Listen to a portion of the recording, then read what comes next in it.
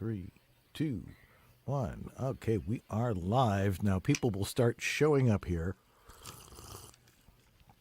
Perfect. because they'll notice that we've gone live. So so we'll open with a two shot of both of us. And then we'll go to the intro, and then I'll come out, and then I will introduce you, and then I will pop you on the screen, and and when we start the cold open, you can go hi. Perfect. It's very informal, Great. and we'll go through the questions that we've got, and then I will continuously give people to remind people that they can ask questions. Craig, you can ask questions if you want, and throw them in the chat room, and then I will be able to access them in the second half of the show. Great. And we'll go until 6:00. Perfect. And so you've done this before, you know how it works. Yep. So of course the question is how can I increase my chances of getting back over there? I think I've done a couple of auditions over there, and then off into the vortex they go. It's that's that's the thing with everything nowadays. It's like it is send it off and there it is. You never hear anything back, and There's generally no feedback. Even agents don't give feedback. I know. I always tell people I'm open to feedback. So it's like but I don't just go through every audition and give everybody my feedback. It's like if you email me and be like, hey, I did these last couple of auditions for you, reattach them to your email to remind me, and so I don't have to go digging for them. Give me a few days and I'm happy to give some feedback. Cool. I usually just don't give, unsolicited advice when I'd rather pay attention to the people who are asking for it and want the feedback. So right, and you're still doing classes over there. Yep. What kind of classes are you doing? We've got commercial. We've got a level 1 and a level 2 commercial. We have a level 3, which is basically an introduction to all areas of voiceover. So we focus on, we've got commercial, animation, video games, infomercials, all of that all in one class. Right. We have an audition techniques class coming up. That's a 3-week class focusing on self-directing. So something a lot of people need. We have an intro to animation and video games class, as well as an intermediate animation class. Animation intensive. We have a 1-day seminar on marketing yourself and finding an agent. So all kinds of stuff. We also do a virtual workout group every week too. Good. So, that's important to know. Who do you have teaching with you? I teach 3 of the classes now. And then I do the 1-day seminars as well. Dave Boat is teaching our animation and video game classes. Marcia Goodman runs an animation intensive 1 day. I've done the one with Marcia. That was over the top. And then Dimitri Mikis, our senior casting booth director here, is teaching our level 1 commercials class right now as well. Cool. So, yeah. Let me just check oh shoot, I've got to do this thing with that. I've got to get it on the website. Okay, where is the link for the website?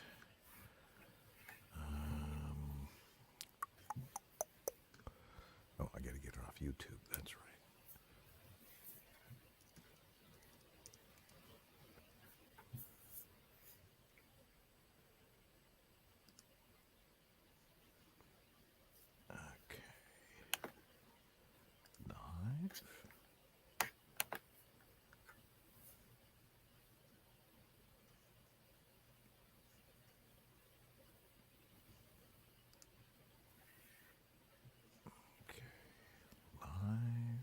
Should be on here.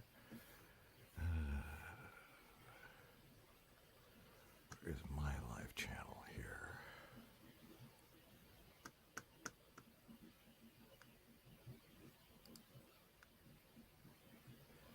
Voiceover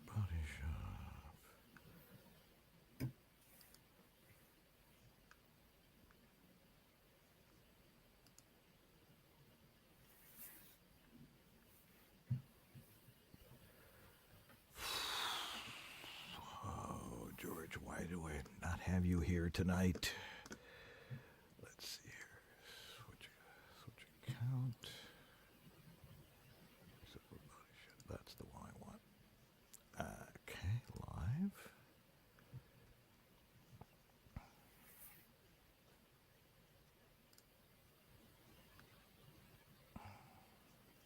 Wrong one.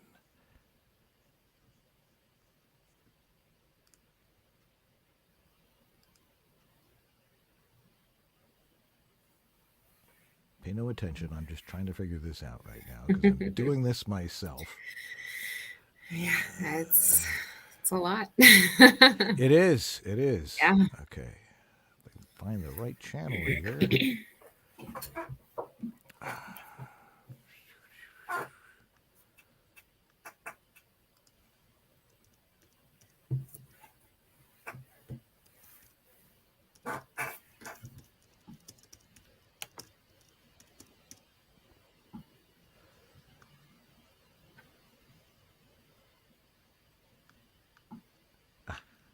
Bingo. Oh, I found it. All right, share. Copy.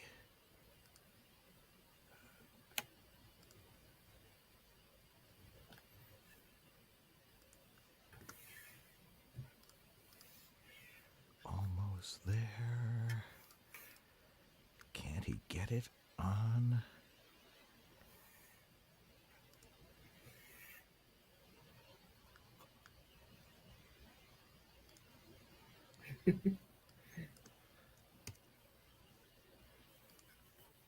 Update. Da-da-da. Okay.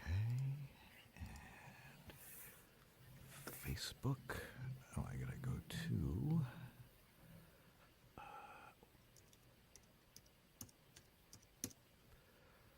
All right.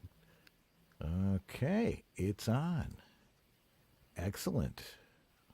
Okay, and it is 1 minute before, and I got it just in time. All right. I know you could do it. All right. We sounding good out there, everybody? Give me a thumbs up if you can. Jeff, give me a thumbs up.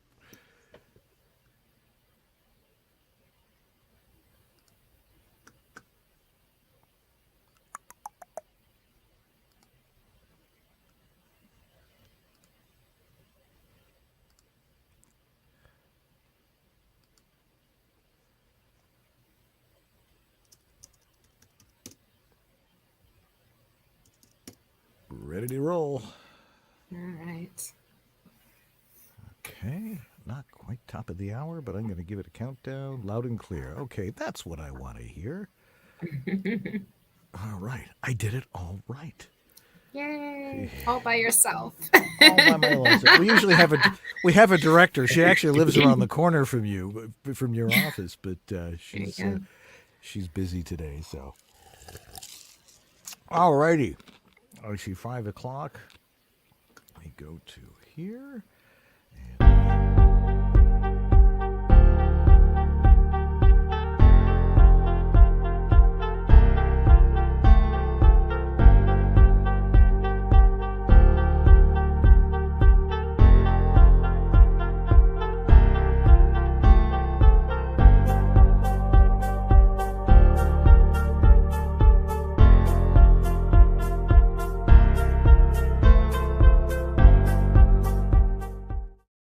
What's amazing is I hit the exact top of the hour there.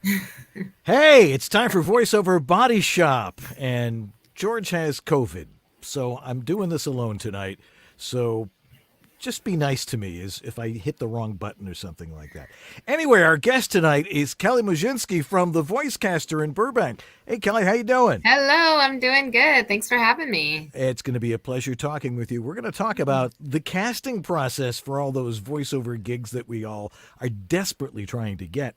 And if you have a question for Kelly, throw it in the chat room, whether you're on Facebook Live or YouTube Live or are watching over, God only knows how you're watching this. People are watching on 50-inch TVs. Like, I can't imagine us being that big. Anyway, again, if you got a question, throw it in the chat room. It's time for Voiceover Body Shop right now.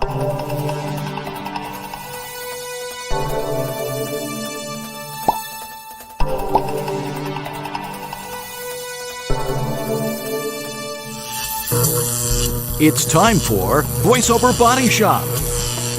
Brought to you by VoiceOverEssentials.com, the home of Harlan Hogan's signature products. Source Elements, the makers of Source Connect.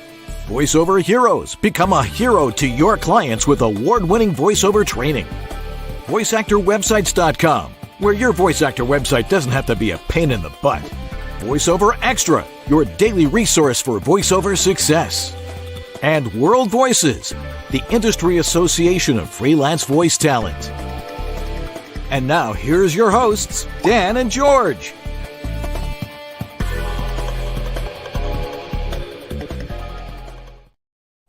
Well, hello there. I'm Dan Leonard, and George is off COVIDing somewhere, probably at his apartment.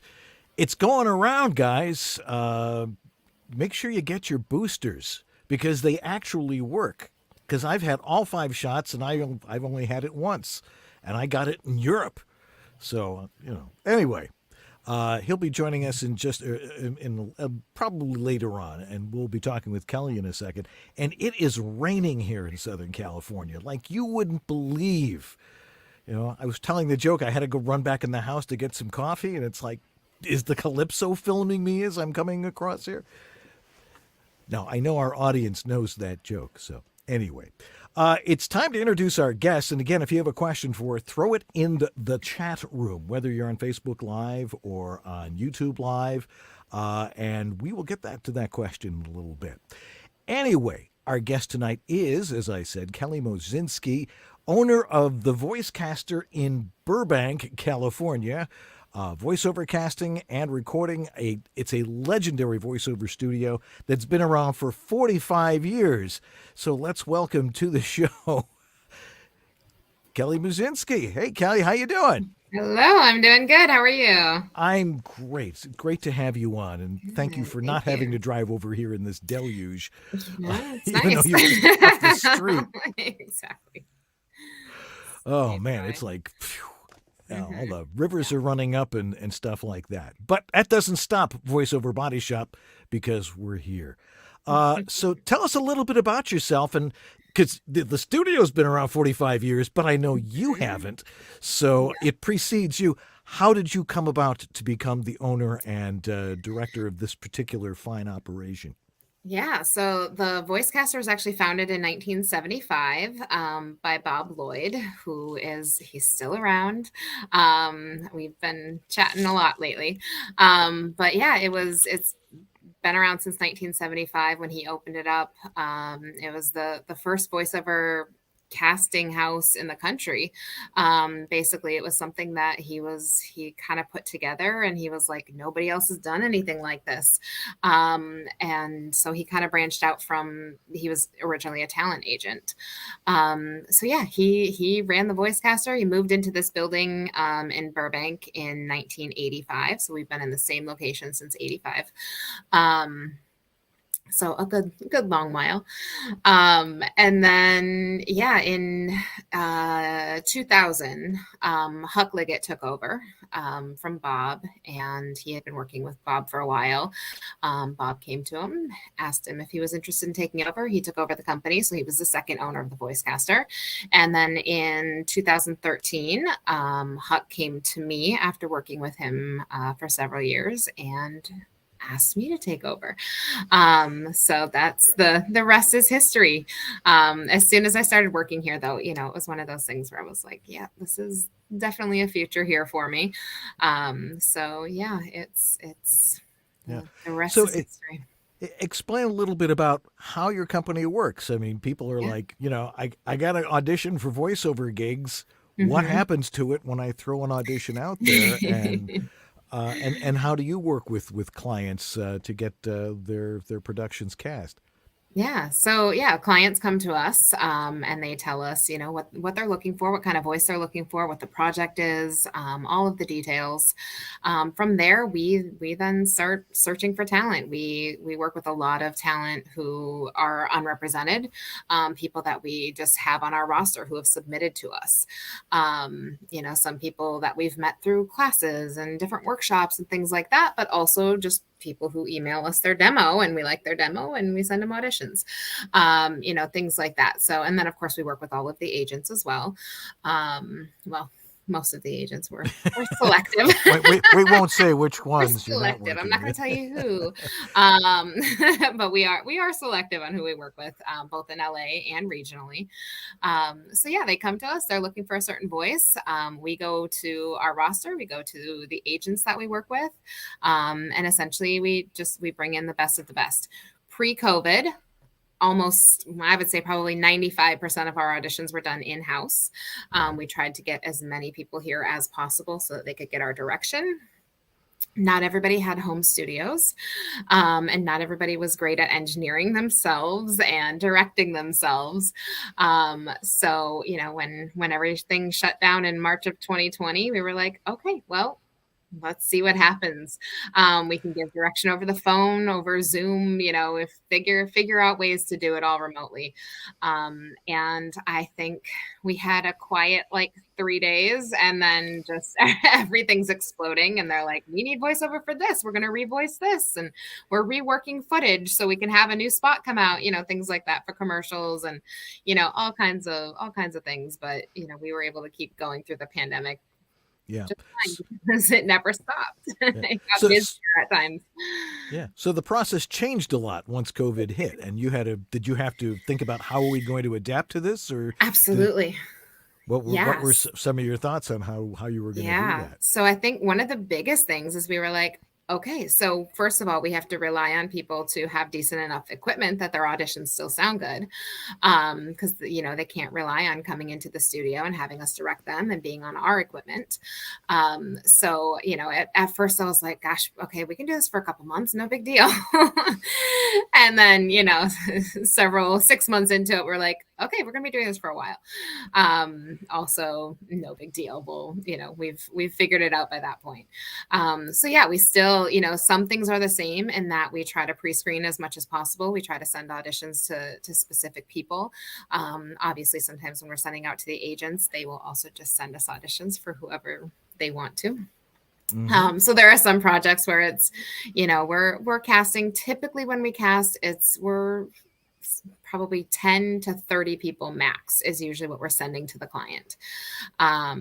So I talked to a client today and she's like, oh, I just don't want to go online and cast because I'm going to get hundreds of auditions. And, most of them don't even meet the specs. They're trying to be that something different or, things like that. So, they come to us to really narrow it down. And so, yeah, I've even had clients who are like, I just want your top 5. And so we try to be very selective in who we're auditioning. We try to still keep that up as much as possible. We cast a little bit of a wider net right now, because we're not trying to just fill audition times, coming in studio. And some people are better at self-directing than others. Some people also just aren't available. And so, there are those challenges as well, but, by casting the wider net, it's worked. We get to listen to the auditions, choose the best of the best, send them off to the client. Yep. And so I think that's probably the biggest thing that has changed is we've been able to cast pretty much anywhere. It's like we're not as limited to people who can come in, to LA or have a home studio because more people have home studios now. And, we can cast nationwide, which has been nice. It's really opened up a completely different talent pool that we never really got to utilize as much. Well, let's talk about that for a second. But in the meantime, if you're just joining us, our guest is Callie Moscinski. She is the owner of the Voicecaster here in Burbank, and they cast commercials, voices for commercials. If you've got a question for you, again, you can throw it in the chat room, and we will get to that question. And I'm sure you are probably loaded with questions like this one because you were asking or telling us about, people can audition from anywhere. Now, that doesn't mean everybody can audition from anywhere. If they want to audition or get the opportunity to audition for the Voicecasters, what does that involve, and how do you maintain a list of people that are going to work, or how wide a list do you have? Yeah, I mean we're One of the biggest things is we don't want to. I actually had a client meeting shortly before this, and she was telling me, she's like, "Gosh, I feel like there's another place that we used to use, and it's like she's like we got to the point where we were just hearing the same people over and over, and when we go directly to the agents, we hear the same people over and over, and so it's been nice because we've been able to bring in new people, but we do need to get to know people. We are selective. One of the things that our clients love is that not only do we bring them great talent, but we also have the personal side of it. I've had clients tell me, like, I know you're not going to send anybody who's a pain into a session. And I strive very hard not to do that. Some get by me, of course. Some that I didn't know were going to be difficult end up being a little bit difficult.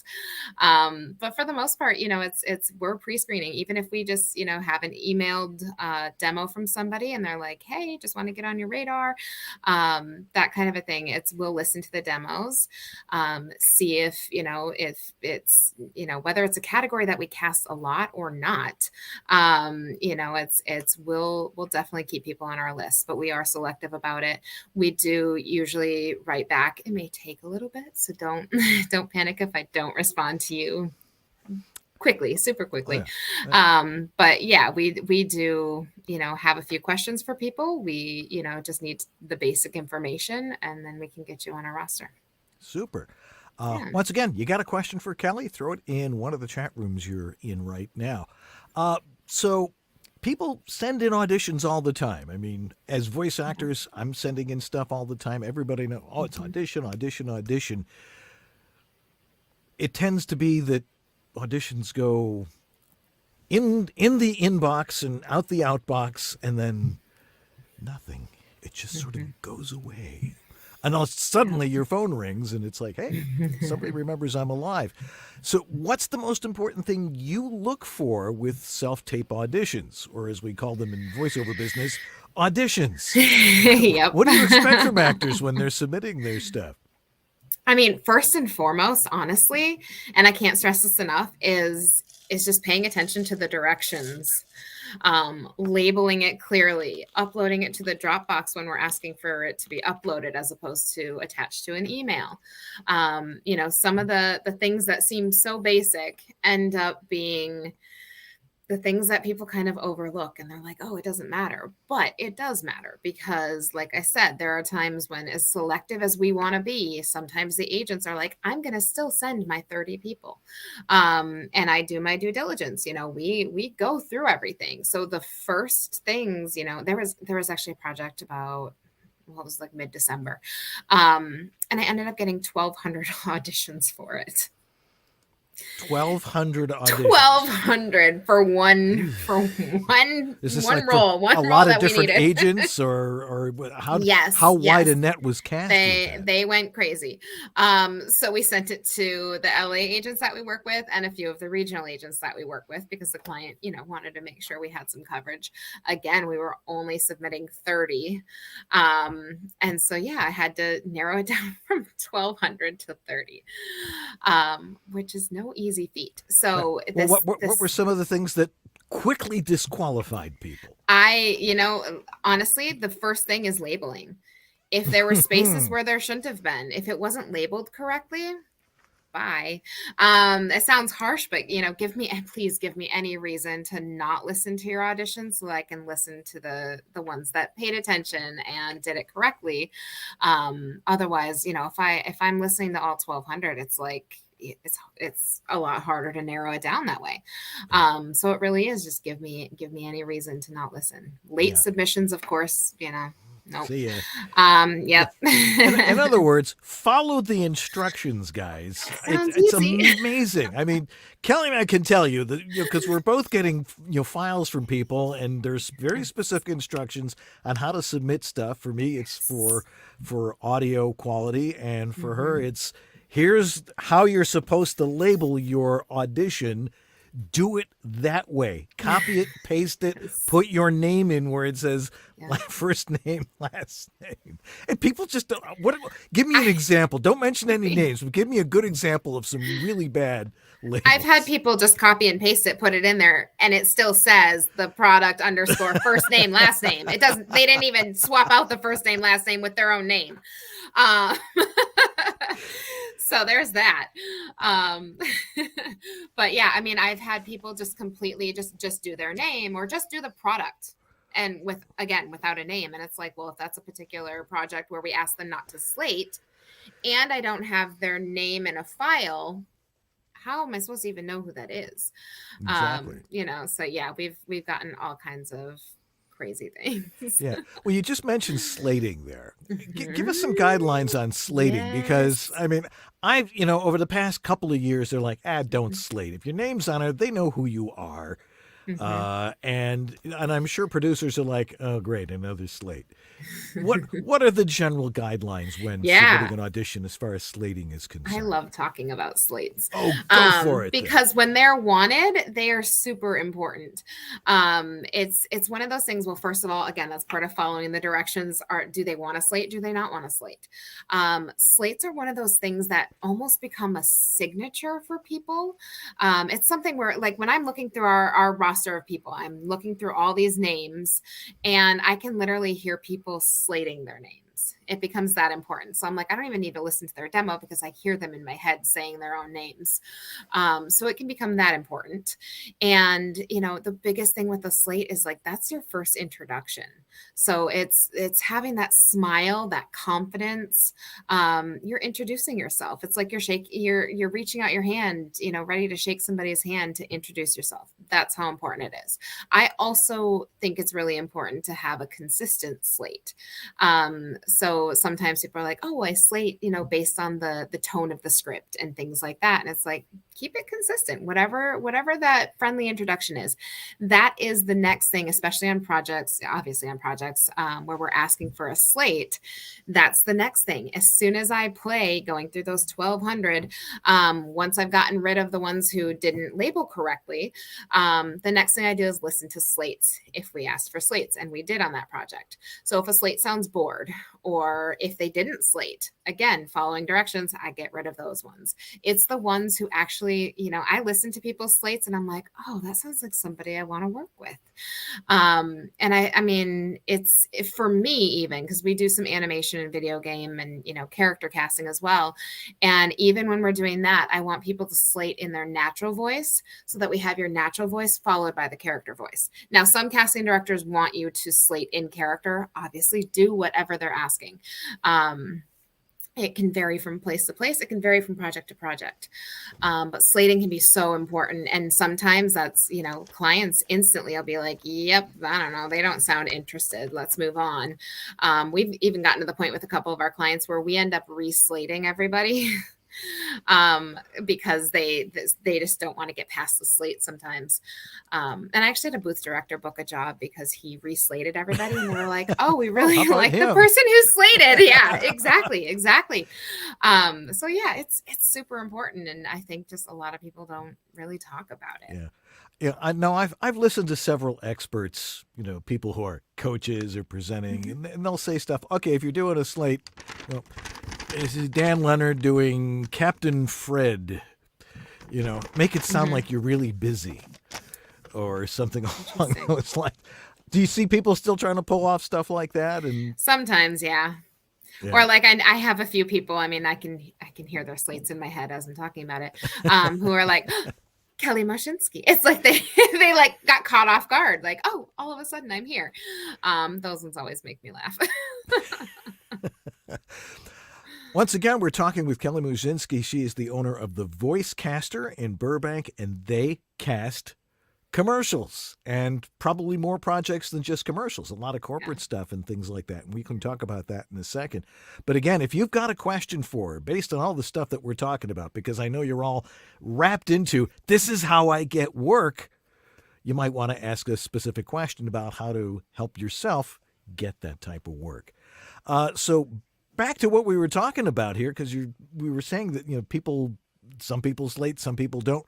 what are the trends that you're seeing today as far as style and what it is producers are looking for? And I guess it would depend a whole lot on what the genre of material is. But what Mhm. are some general things, say for commercial copy? Yeah, so for commercial copy, of course, there's still the dreaded conversational. You mean That's like we're one of talking those. right now? Exactly. But it's amazing when people get in front of a microphone how it can be hard for some people to get into that conversational zone. But then there's also a lot of confusion on what conversational even is. It's it's one of those things where the word conversational drives me a little bit crazy when clients, put it in specs, because there are times we do some infomercial casting as well. And when infomercials tell me they want conversational, I basically am like, no, you don't. Because because I know you don't. Infomercials are not conversational. But I think there's a difference between truly conversational, where you're just having that conversation with somebody and actually talking, not trying to emphasize anything too much. Honestly, truly conversational can be pretty boring. But then there's commercial conversational, where it's you have to be relatable. You have to sound like a person, not the announcer. And I think that's usually it's that relatability, the authenticity, the natural, real, that whole thing where they're like, we want real people, not actors. That's always one of my favorites. Because actors aren't real people. So yeah, I conversational is definitely one of those things that I also think is shifting. To what? We are seeing more on the announcer side.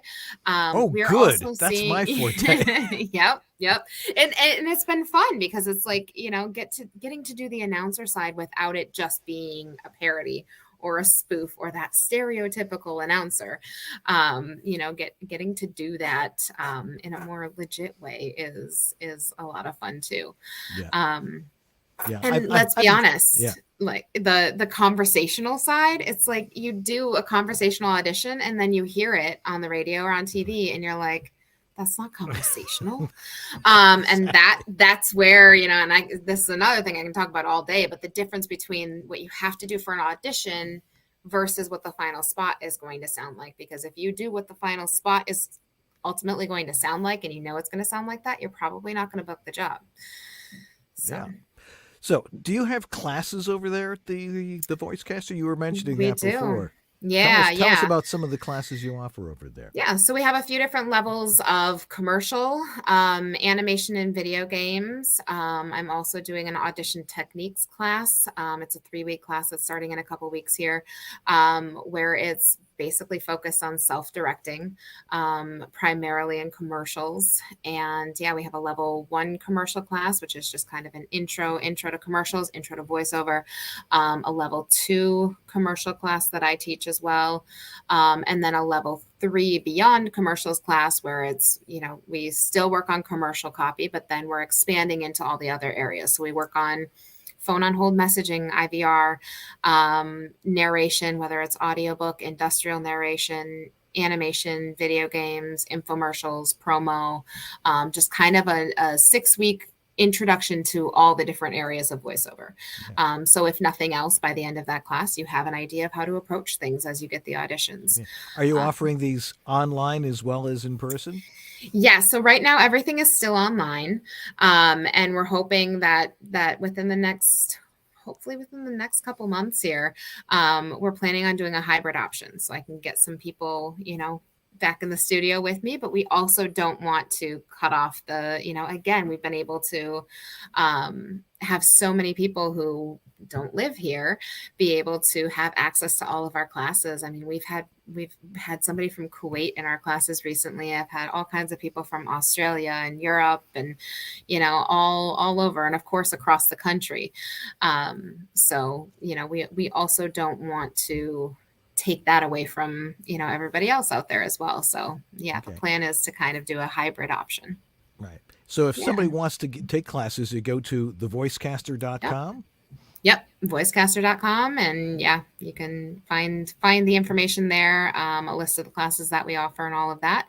And then you can always, shoot us an email to get even more specifics on start dates and everything. Outstanding. Once again, Yeah. we're talking with Kelly Moscinski from the Voicecaster. And again, if you have a question for her, I've got plenty of questions, but if you've got questions, throw them in the chat room. And Jeff Holman is hiding back there somewhere with his fountain pen, writing these all down so I can ask her in the next half hour here. So you listen to hundreds of auditions, obviously, because you're saying, well, 1,200 auditions at once, apparently. Yeah. When you're listening to all of these auditions, now I can tell when I listen to for audio problems and stuff, in like 2-3 seconds, I'm like, oh, I know what's going on in there. But what stands out or catches your ear? Maybe somebody you've never really heard before, and they're like, okay, what is it that you're looking for? What are the things that stand out for you? Yeah. So first off, right off the bat, there's usually there's like a comfortability about it. Whether it's the slate and I'm like, ooh, I want to work with that person. Sometimes, a lot of times when I'm going through all of these auditions as well, I'm listening to the first 3 seconds, 5 seconds, maybe the first few words. And I can tell in those first few words if they're moving on to my round 2. I essentially do my casting in kind of 3 rounds. And I'll see if they're going to move on to the next or if they're not. And so, usually it depends on obviously what the client is looking for. Some of the first things that I can hear are going to be the conversational relatability versus the more disconnected kind of announcer sound. And that oftentimes is a deciding factor as well. Sometimes right off the bat, I can tell if somebody is doing more of the final spot versus, what's going to book the audition. Also, it just ad libs. I love ad libs. Really? Or any, yeah. Or anything that just brings it to life, whether it's a sigh or kind of that almost laughed sort of a thing. I like things like that because I'll be honest, with 1,200 auditions, it really is one of those things where I might get distracted by something else over here. And so it's like I'm kind of half listening.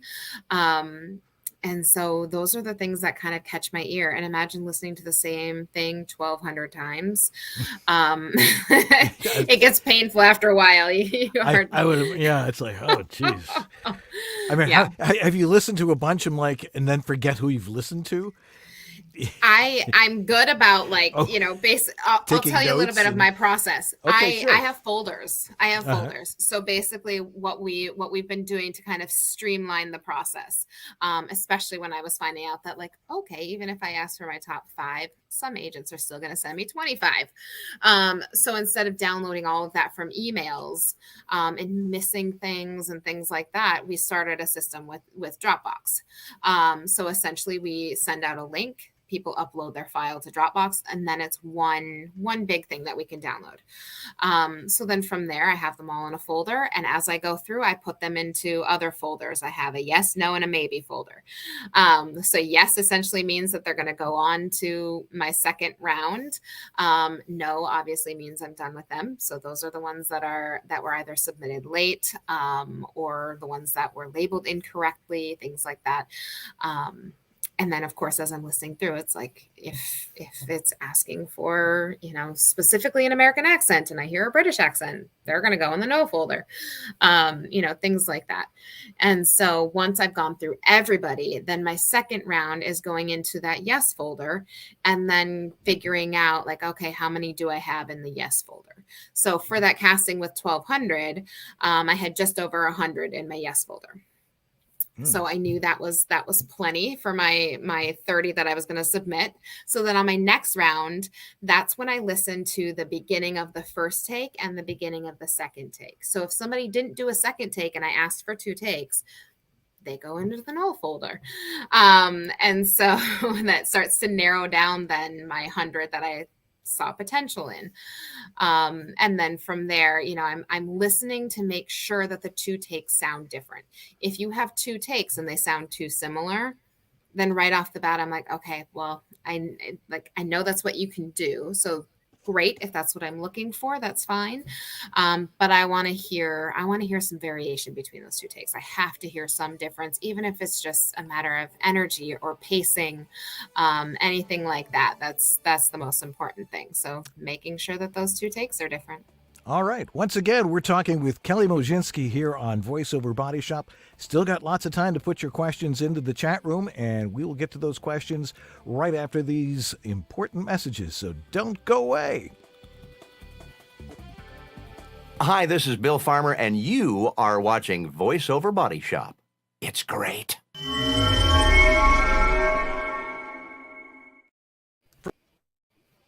From VoiceOverEssentials.com, it's the relationship savior, the multicolor LED VO recording sign.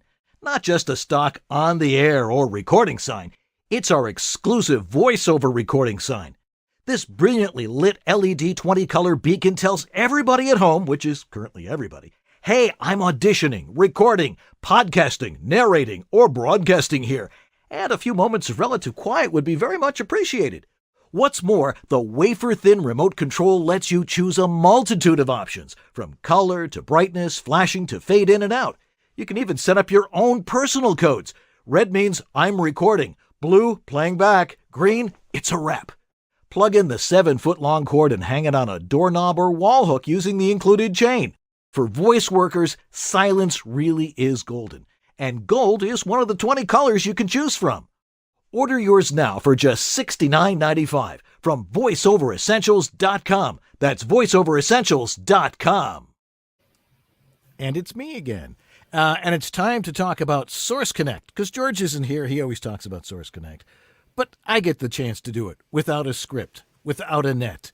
Let's see how it goes. Source Connect is the way that you communicate with other studios, and so that they can direct you, and you can hear them directing you, and they can record you on their end, which is really the best way to do things, because they get the stuff in real time, and they're able to direct you in real time. That's what Source Connect is. People are like, what's the Source Connect thing? That's what it is. It's what we used to call in the broadcasting business a studio link.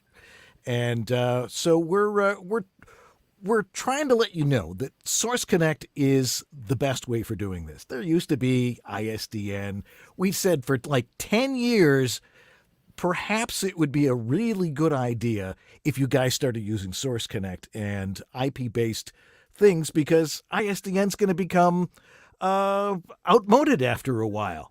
So here's what we do. We buy Source Connect. We hook it up.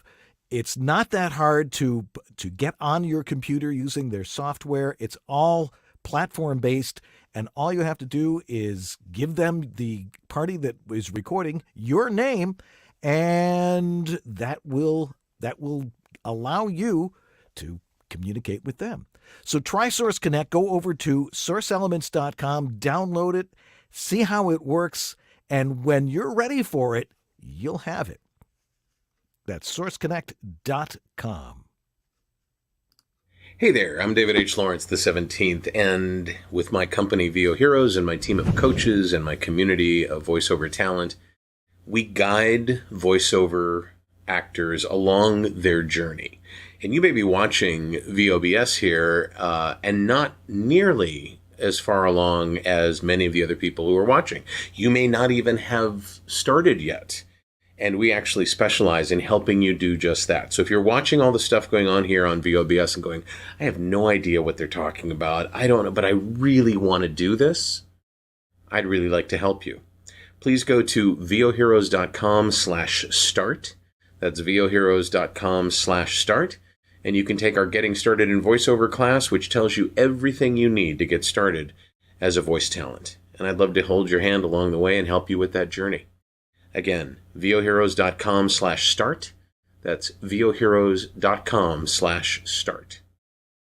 This is Ariana Ratner, and you're enjoying VoiceOver Body Shop with Dan Leonard and George Whittam. VOBS.TV.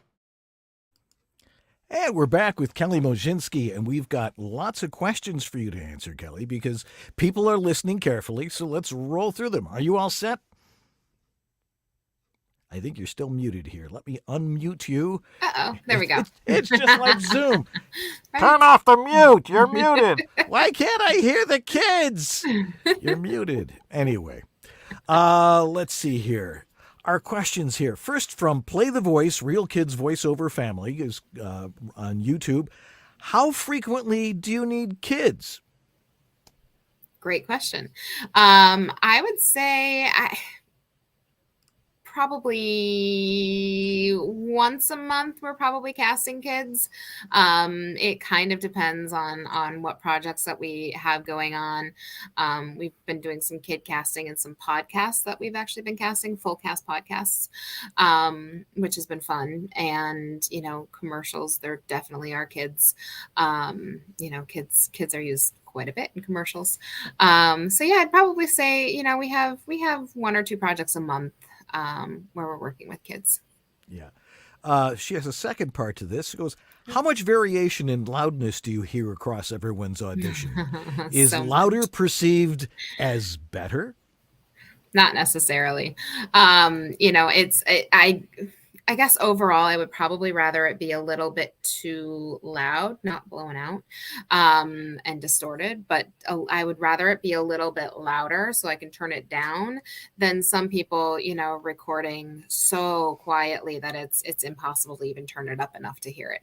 Yeah. We try to teach people to Yes. modulate properly, and as long as they do that, it's going to be loud enough. But, it's like, either too soft or too loud. What's the right amount? And that's the stuff that George and I teach.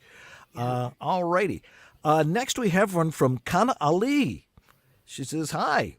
He says, or he or she says, I live in Senegal, Dakar. Can I take part in auditions? Absolutely. Absolutely. I mean, we have people all over the world. So, yeah. Okay. So how would someone in Senegal send you something so that they would be considered on a consistent basis? The biggest thing is emailing us a demo, letting us hear your voice, get to know you. We will obviously have some questions for you, union, non-union. We always ask where people are based, if you have a home studio, that kind of a thing. So yeah, we'll have some basic questions, but then, get to know you through your demo or any samples or website, things like that. Okay. How many demos do you get in a day? Oh, that's a great question. A lot. Define a lot. I mean, like after doing this, I'll probably wake gonna up be busy tomorrow tomorrow, morning yeah. quite a few. But yeah, it's some days, honestly, it's only like 5. And then other days it's like, it's could be 100 easily. It all depends. Okay, throw that into the yeah. outbox or into the inbox. I'll get to these tomorrow. I have a folder that's actually, I have it labeled demos to screen. And there have been times where I'm emailing somebody and I'm like, I'm so sorry. It's been 4 months since you reached out, but I'm finally getting through everything. We're trying to stay on top of it, but sometimes it takes a minute to get back to. Yeah. You got lots of stuff to do here. Yeah. So Haley Porter asks, hi, Kelly. Do you work with Canadian voiceover talents? Thanks. Mm-hmm. Now, we have this joke here in LA. What's the 3rd largest Canadian city in the world? It's Los Angeles. Yep, we work with Canadian talent all the time. In fact, I've had several projects, especially over the last year. I feel like almost probably once a month where we're specifically casting Canadian talent as well. So Right. Looking for specifically a Canadian accent, which only people from upper Minnesota and upper Michigan can do. yeah. or from Wisconsin or something. Yeah. Like that. Oh, I think I'm going to barf. Okay. Let's see here. Terry Briscoe asks, considering that we aren't audio engineers, thank you, what is the expectation of the level of engineering of auditions from voiceover artists? I know what I'm looking for. I have the phrase, what it's supposed to sound like, whistle. What is it that you're listening for? I mean, the biggest thing is having a decent quality. It's not having the background noise. I would much rather have just a raw file that has the basic pickups and stuff edited than to have it be completely over processed. I booked somebody a couple months ago where, the audition sounded great, client loved it. And then they were actually calling me in the middle of the session. They were like, he doesn't sound like his audition. And, like we listened back, and ultimately what we figured out is he just over processed it and he just didn't sound the same even as his audition. So of course that was a problem with the client, because they're like, we can't get him to sound like that again. Like, so that kind of thing on the extreme end happens as well. But keeping it simple. You don't have to be a professional engineer just to just keep it clean and keep it simple is really my biggest thing. Exactly. Let the engineers do the engineering. Yes. And work with George or I, and we'll teach you how to do it properly. Yes. And then you don't have to worry about Kelly going, well, this sounds like, they're in a tube. I think people spend too much time on it too. It's like, they'll spend an hour recording an audition that probably should have only taken 10 minutes. Yep. We can talk about that later too. But then, they'll spend an extra hour editing, and it's like, shouldn't have to be that way. Yeah. Terry also asks, outside of authenticity, what is a good way, he emphasizes, to set yourself apart from other auditioners? Honestly, personality. I always listen for personality, because it's one of those things where not everybody, but almost everybody, I'm generalizing here. So many people want to try to be what they think the client wants. Well, guess what? The client has no idea what they want. Honestly, that's a huge thing. And I had a client recently finally say that in a session after about an hour in, just pushing the talent all over the place. They were finally like, yeah, we can't quite agree on what we want to do with the spot. So I was like, thank you. But don't ever try to be who, you think the client wants. Be yourself. I want to hear that personality. That's where the ad libs come in. That's where the, adding little things that just bring it to life a little bit. Those are the things that stand out to me, because I want to hear you, and you can be what the talent want or what the client wants. Right. That's really the biggest thing. Don't try to be anything but yourself. Yeah. And that's why it's important, why we tell people take improv classes, because that's really vital for setting yourself apart. Yeah. All right. Next question from Linda Joyce Minor. Kelly, since you're our guest, what is your favorite area of voiceover or acting in general? Because I know you're a playwright and a director as well. What's your favorite area of the entertainment business? Oh, I mean, I of course love character work. Who doesn't? But honestly, I mean, I do love the commercial side. Like, I feel like there's so much to dig in. So many people approach commercials like it's just, I'm just going to read this commercial copy, whatever, and be done with it. But you can approach it the same way as you would a character. You can approach it so many different ways, and dig into it. So it's, I love being able to do that with people, and the collaboration. I feel like the pandemic has kind of killed some of the collaboration. That's one of my favorite parts, is I love working with actors. I love directing. So it's like the actors will do something, and that gives me an idea. So then I mention that idea, and then they're like, oh yeah. And then, it's just that back and forth collaboration that you just don't get right now with all of the self tapes and doing everything at home. So, really ultimately that is just my favorite part of all of it. Excellent.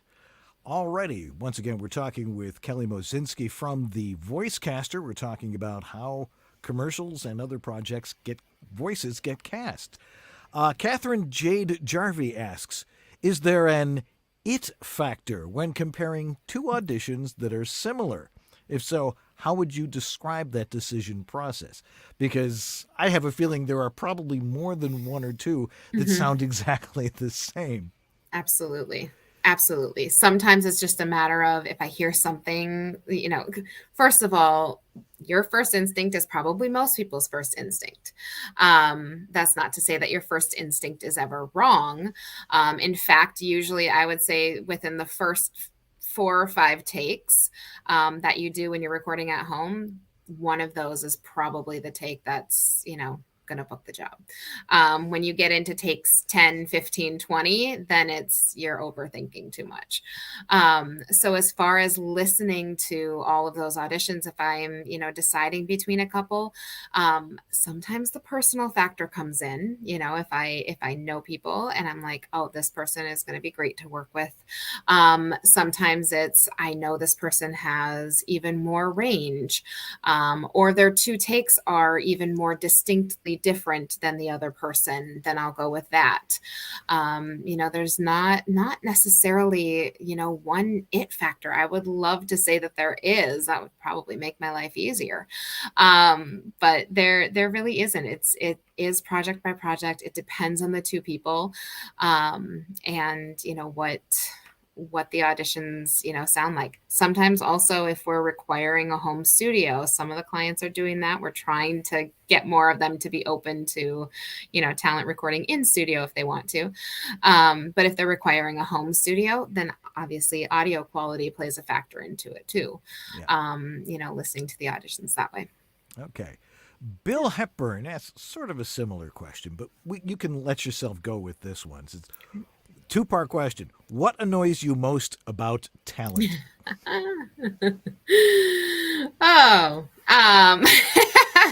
Well, first of all, one of the biggest things is just not following instructions, or emailing me with a list of questions that I can literally say, did you read the email below? Because that happens an unbelievable amount. I've stopped responding to those emails, in fact. So if you email me a question about an audition and I don't respond, just look through the email again. More than likely the answer's already there and I just didn't have time to answer it again. Okay. So that's one of the things that kind of drives me crazy. Okay. Part 2 is what annoys you most about clients? Well, first of all, sometimes they're just their language in the specs, just using words, either incorrectly or not how, that need more clarification. Or saying one thing. Yeah.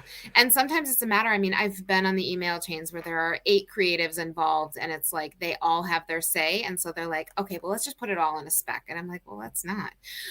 Because now you're saying, just things that are contradicting. It happens all the time. And so in those cases, that's when I usually tell people do 2 takes, do one in this direction, do one in this direction. Don't try to do that entire spec all in one take because it's contradicting. Yeah. This sort of follows up on that from Greg Cooper. He said, should the first take stick to the specs and the second be on my own interpretation or vice versa? I ask myself that one all the time. It's like, well, maybe here, got to listen to that little voice in your head as to what you think is going to work best, I guess. Yeah, I honestly think it's whatever you feel is the strongest one. And for most people, the take where they made it their own is usually the strongest one. So, yeah, I like to have some fun. And then, that kind of goes back to the, what I had mentioned earlier about the take that books the job versus the final spot. It's like you can give the take that books the job first and then give the final spot second, So, all right. Yeah. Jeff Holman, our chat room monitor, has a great question. He says, what happens when a voice actor's booth has too much outside noise for the client on a Source Connect job? Booth sounds great, but the neighbor might be trimming trees that day, etc. How do you tell your the people you book how to handle something like that?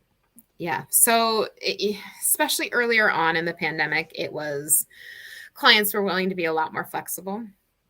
And they were like, oh, we can pause for a couple minutes. We can adjust things, like, oh, let's give it 5 minutes, or, the gardener's outside. Like, okay, well, let's reconvene in 20, things like that. And now I think the expectations are a lot higher, where it's more of like, well, figure out the best time to do it and see if, see if you can make it happen. I've had clients who are actually also like, it's, if it might be too loud, then, maybe they need to get a studio. And it's like, Yeah. I know my neighbor's gardener comes on Tuesday at about 11 o'clock. So I'm like, okay, I'll go for doctor's appointments at that time. Yeah, exactly.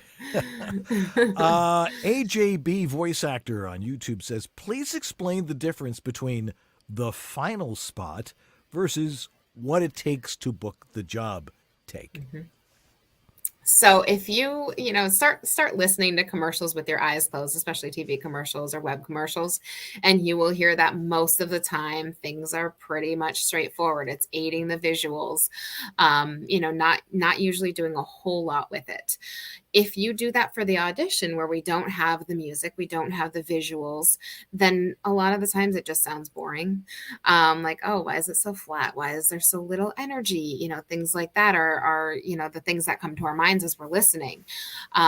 So that is your final take, your final spot take. And your booking the audition take is going to be the one that has the energy, that has the personality, where you're doing a little bit of something with it, whether that's ad-libbing or just giving it a little bit more life, being a little bit more you. Maybe it is a spot that tends to be a little more straightforward, but give it some of your personality. That's really the biggest thing. We want it has to be interesting to listen to without the visuals and without the music. Catch our attention and then show us that you can do what ultimately is going to be done. Okay. Patricia Andre asks, are you handling any Spanish-speaking voiceover stuff? Yeah. Or with Spanish accent? Yep, we do both. We do a lot of Spanish casting. Excellent. I Good have to a know. big Spanish project coming up soon, actually. Bueno. All right. Last question from Stacy Allen, who's on YouTube. What is your favorite and least favorite part of being a casting director and a business owner? Every day is different. That can be the favorite and the least favorite, right? Every day is different. That's one of the reasons I love my job. I love the people that I get to work with. Again, that can also be least favorite as well. But for the most part, every day is different. I get to work with some amazing people. I love the collaboration projects. It's like, I like to be a part of something. And I love that, all the pieces coming together, and I'm a part of that. And, the actors are a part of that. And, it's fun to get to work with all the different people and do so many different things. Least favorite part is, paperwork. Who wants to do paperwork? So I get to do the fun side of the casting and the directing and, production stuff. But then I also have to do the business side, and I get to do the paperwork and, deal with all of that too. Well, Kelly, it has been fabulous having you on here, as it always is. And I look forward to waltzing down the street and seeing you in your office. Yes. Hopefully to do an audition one of these days and great. see how things are going over at the Voicecaster. If people want to write to you, where do they write to you? Casting@voicecaster.com, and that comes directly to me. So casting@voicecaster.com. All right. And there it is right there. See? Excellent. I can do this kind of Perfect. You're amazing. I know. So I'm told. Anyway, Kelly, thanks for being with us. We really appreciate it. And good luck with everything over at the Voicecaster. Thank you so much. All righty. Well, we will be right back after these important messages and get set up for Tech Talk. So don't go away. We will be right back. Yeah, hi, this is Carlos Alazraqui, the voice of Rocco, and you're watching Voiceover Body Shop. Your dynamic voiceover career requires extra resources to keep moving ahead. There's one place where you can explore everything the voiceover industry has to offer. That place is voiceoverxtra.com. Whether you're just exploring a voiceover career or a seasoned veteran ready to reach that next professional level, stay in touch with market trends, coaching, products, and services while avoiding scams and other pitfalls. VoiceOver Extra has hundreds of articles, free resources, and training that will save you time and help you succeed. Learn from the most respected talents, coaches, and industry insiders when you join the online sessions, bringing you the most current information on topics like audiobooks, auditioning, home studio setup and equipment, marketing, performance techniques, and much more. It's time to hit your one-stop daily resource for voiceover success. Sign up for a free subscription to newsletters and reports. It's all here at voiceoverextra.com. That's voiceoverxtra.com. In these modern times, every business needs a website. When you need a website for your voice acting business, there's only one place to go. Like the name says, voiceactorwebsites.com. Their experience in this niche webmaster market gives them the ability to quickly and easily get you from concept to live online in a much shorter time. When you contact voiceactorwebsites.com, their team of experts and designers really get to know you and what your needs are. They work with you to highlight what you do. Then they create an easily navigable website for your potential clients to get the big picture of who you are and how your voice is the one for them. Plus, VoiceActorWebsites.com has other great resources, like their practice script library and other resources to help your voiceover career flourish. Don't try it yourself. Go with the pros. VoiceActorWebsites.com, where your VO website shouldn't be a pain in the you-know-what. You're still watching VOBS? Well, look what the cat dragged in. Hey, I made it out of bed, took a shower, and I'm here. Thanks to a little bit of help from my lovely partner who gave me great food, tea, coffee all morning, and I think Paxlovid. But, good. Yeah, that'll give yes. you a little bit of a salty taste in your mouth if you haven't noticed that already. It's pretty strange, but hey, I got diagnosed with COVID yesterday, and I'm here now, so it must do something. Well, good. Oh, sorry I missed that, but I'm glad to be here for the Tech Talk. All righty. Well, next week on this very show, we'll be doing Tech Talk. We're going to do it like right after this. So if you're watching live, you get to hang out and be with us during Tech Talk and ask your questions. And George and I will answer those questions. Let's see what else we got going on here. You've got TikTok stuff you're doing now. Less than a minute and a half. Freaking TikTok. Freaking TikTok. Hey, it's how them youngins do things today. Yeah, well, there's a lot of folks of our age group on there too, I've noticed as well. So it's everybody's kind of latching on and getting into it. But yeah, I have some TikTok. I put up tips when I get around to it about once a week or so, some tip videos, and try not to waste your time on there too much instead of TikTok wasting my time. That's usually what ends up happening. Yeah. Boy, you sound like a radio announcer with that voice of yours right now. It's not, my voice sounds weird. I'm even confused. Like I keep thinking, are my headphones mussed up or something? No, it's just my whacked up. My voice just sounds this way right now. Yeah. Here's our donors of the week. We have Grace Newton. Oh, I'm looking at the wrong week. Let me scroll up. Here we go. Robert Leadham. Steve Chandler. Casey Clack. Jonathan Grant. Thomas Pinto. Greg Thomas. A Doctor Voice. Antland Productions. Martha Kahn. 949 Designs. Christopher Epperson. Sarah Borges. Philip Sapir. Brian Page. Patty Givens. Rob Ryder. Shauna Pennington Baird. Don Griffith. Trey Mosley. Diana Birdsall. And Sandra Manwiller. All right. You know, you should join our mailing list because if you were on our mailing list, you knew what it was we were doing today. Go over to our website, VOBS.tv, and sign up to get on our mailing list. And then you'll get an email every week saying, here's what we're going to be doing this week. So that's really important to do. I don't think the mailing list predicted that I was going to have COVID. But, it you know, didn't. it's not clairvoyant. It doesn't matter. We were able to handle it, at least this part, without you. Tech Talk is another deal. Yeah. Well, let's make it happen. All right. We need to thank our sponsors, too, like Harlan Hogan's VoiceOver Essentials, VoiceOver Extra, Source Elements, VOHeroes.com, VoiceActorWebsites.com, and WorldVoices.org. It's world-voices.org because that's the Industry Association of Freelance Voice Talent. Okay, now I have to get into the banners here and take those out. Oh, how do I take that out? Hold on 1 second. I know how to do it. That's how you do it. Bingo. Hide. Presto. Got it. I'm getting the hang of this. All right. Alrighty. Our thanks to Jeff Holman in the chat room tonight. Thanks, Jeff. And Sue Merlino, wherever she is, she didn't do anything tonight. But we do have to thank Lee Penny for being Lee Penny.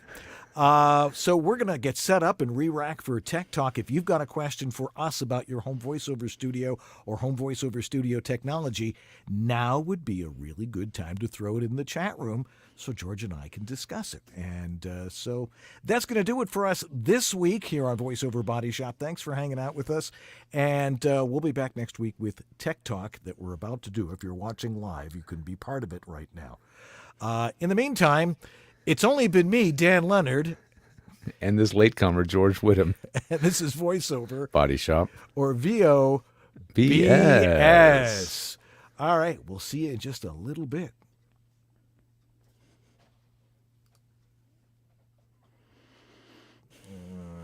Where's the sign? Oh, there it is.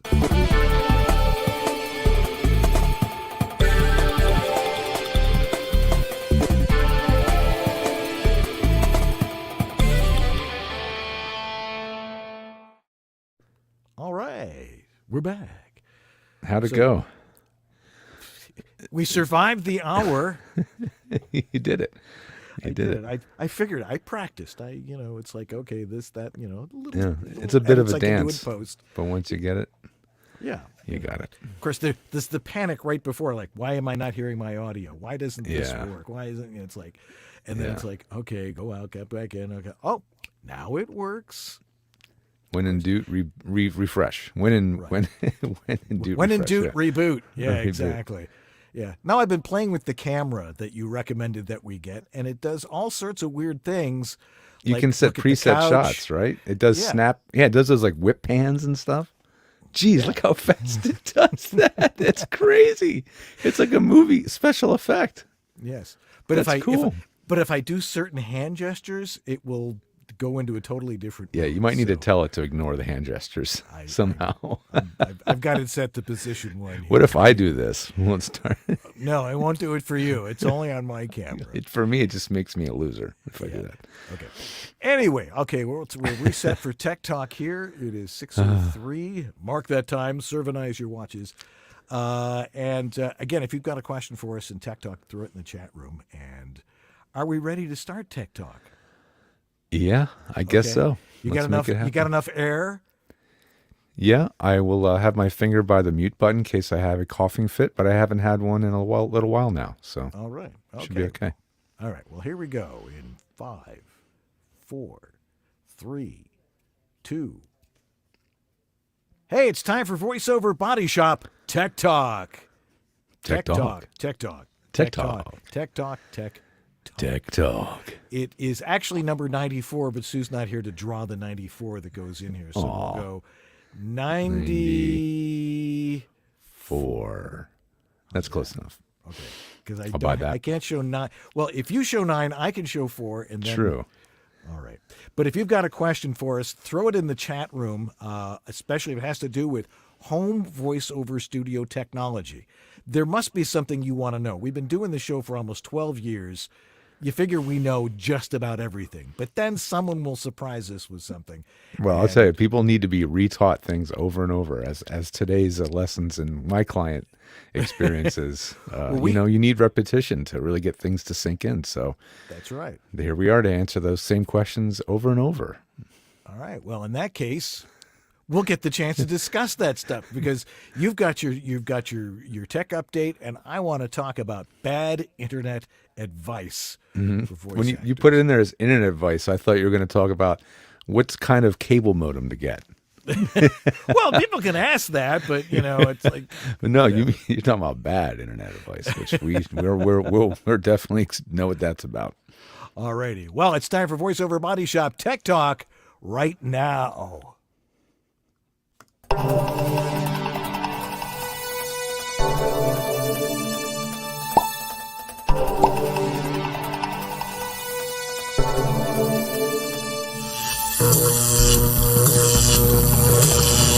Tech Talk. Brought to you by VoiceOverEssentials.com, the home of Harlan Hogan's signature products. Source Elements, the makers of Source Connect. VoiceOver Heroes, become a hero to your clients with award-winning voiceover training. VoiceActorWebsites.com, where your voice actor website doesn't have to be a pain in the butt. VoiceOver Xtra, your daily resource for voiceover success. And World Voices, the industry association of freelance voice talent. And now, here's your hosts, Dan and George.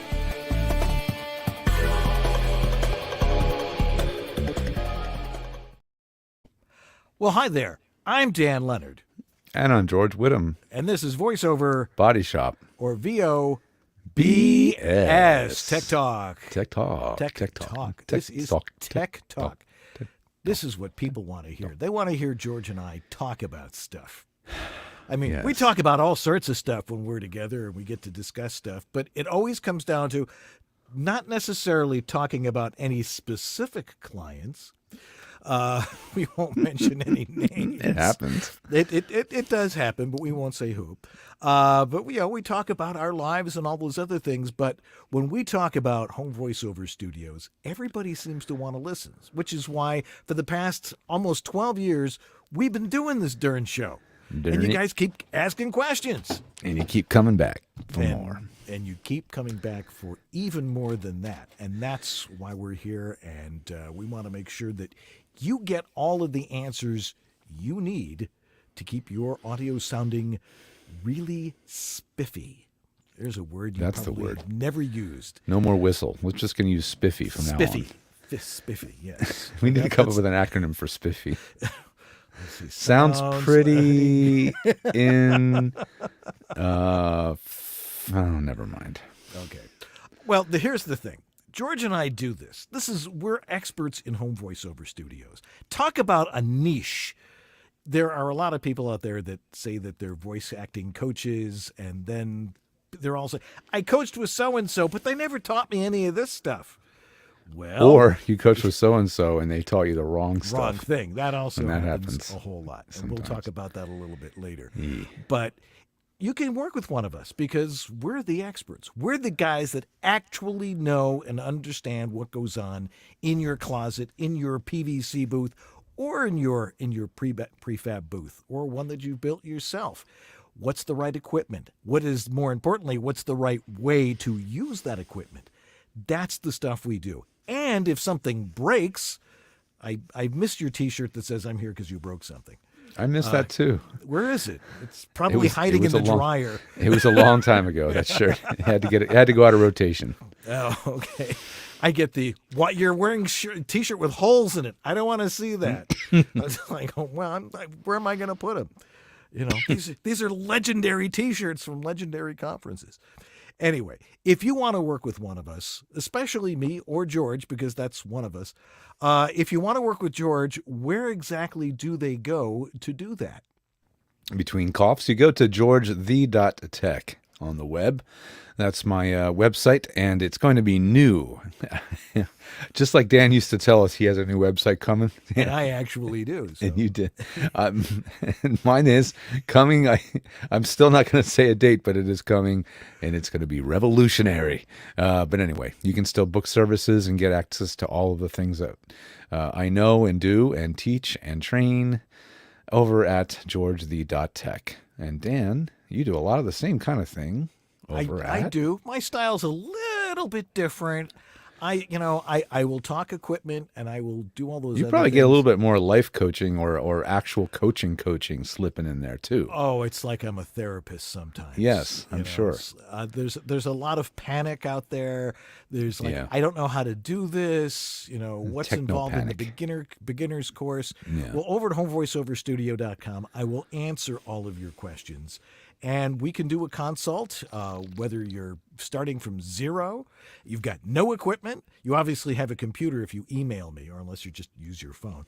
And I will teach you from soup to nuts how to get it done right so you don't have to be an audio engineer, which I think is probably a big misunderstanding with a lot of people getting into the voiceover business. Is like, I got to have all these processors. And it's all, to me, at least, it's all physical. And that's what I keep telling George, and I think he almost agrees with me. So it's the acoustic properties of your booth or your recording space, Your mic technique, and your mic technique, placement, and setting proper levels and all that kind of stuff. But that's not really all that technical. That's really simple stuff, and we've broken it down into really super things. And if you go over to homevoiceoverstudio.com, I've got my specimen collection cup at the top of the page now, and you can click on that, send me a raw sample. And for $25, I will do an analysis of your audio to see what's good about it and what can be fixed. And if it's really bad, then we can troubleshoot it and see if we can get your sounding what it's supposed to sound like. Whistle. Anyway, it's time for George's tech update, and seeing as he's only been taking prescriptions all day, I imagine you've had some time to go onto the internet and come up with a couple of tech issues and tech things that you want to remind us about. Yeah, I was spending entirely too much time on the internet, and it was getting annoying, which Mostly is why about COVID, probably.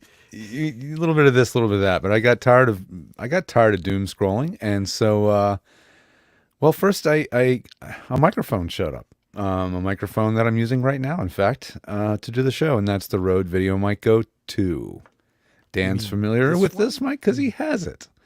So we'll do it in opposite sides here. Yes. Oh, actually, it'll be over here. I had fully intended on borrowing it when I saw it was on a temporary promotion on price at $79. I was like, oh, geez. That's a deal for that. I just should buy one. And so here I am using it. So so I was going to mention this Adobe Creative Cloud thing first, but my voice needs apparently a rest because I've been coughing. So I'm going to play a video that while I was laying in bed today, I actually had the energy, thanks to probably some miracle Paxlovid drug treatment I got today to get me over COVID. I had the energy to put together a video review of the Video Mic Go. And, as usual, it goes into a little bit of depth. It goes into a little bit of troubleshooting and how-to. And I hope you enjoy it. Here it is. Buddy, it's George the Tech. This is the sick in bed edition of an unboxing. That's not something I've done before, but what the heck? I'm bored. So this just came in the mail. I bought it with my own money because I've heard about it for a while now. My friend Dan Leonard has one and a few other people. And I just thought, I got to get one because I've been telling people to use them without actually owning one, which I think is not good. So now I own one, and it's the Video Mic Go 2 from Rode, obviously.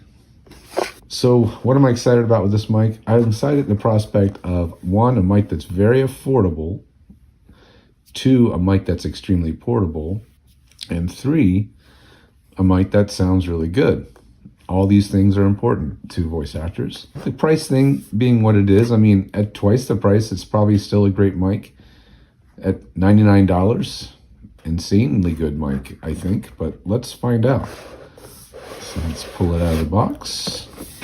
What does it come with in the box? Well, it says it's got a digital output, and that's what I'm really most interested in, is using it as a USB mic.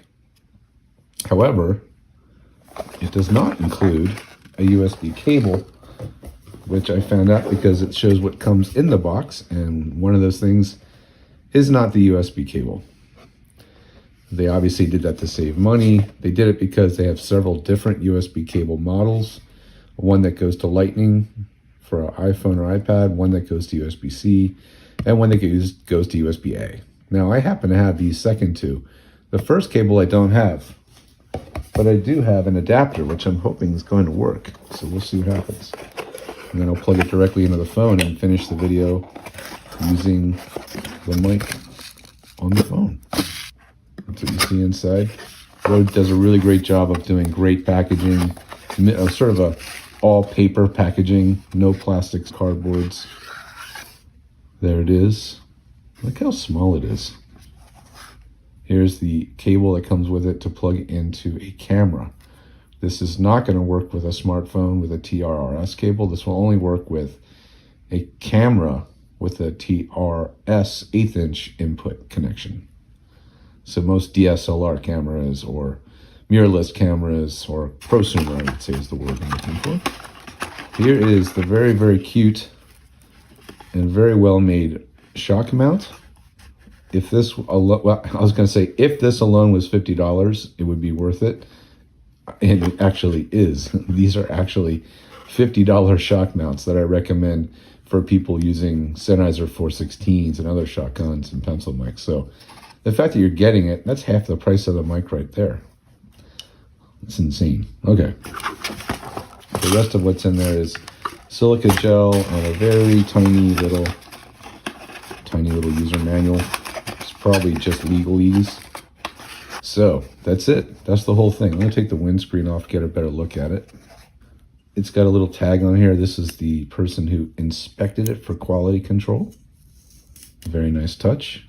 Even at $79, these mics are tested individually in quality control to make sure they sound good. Not made in China, made in Australia. Pretty amazing.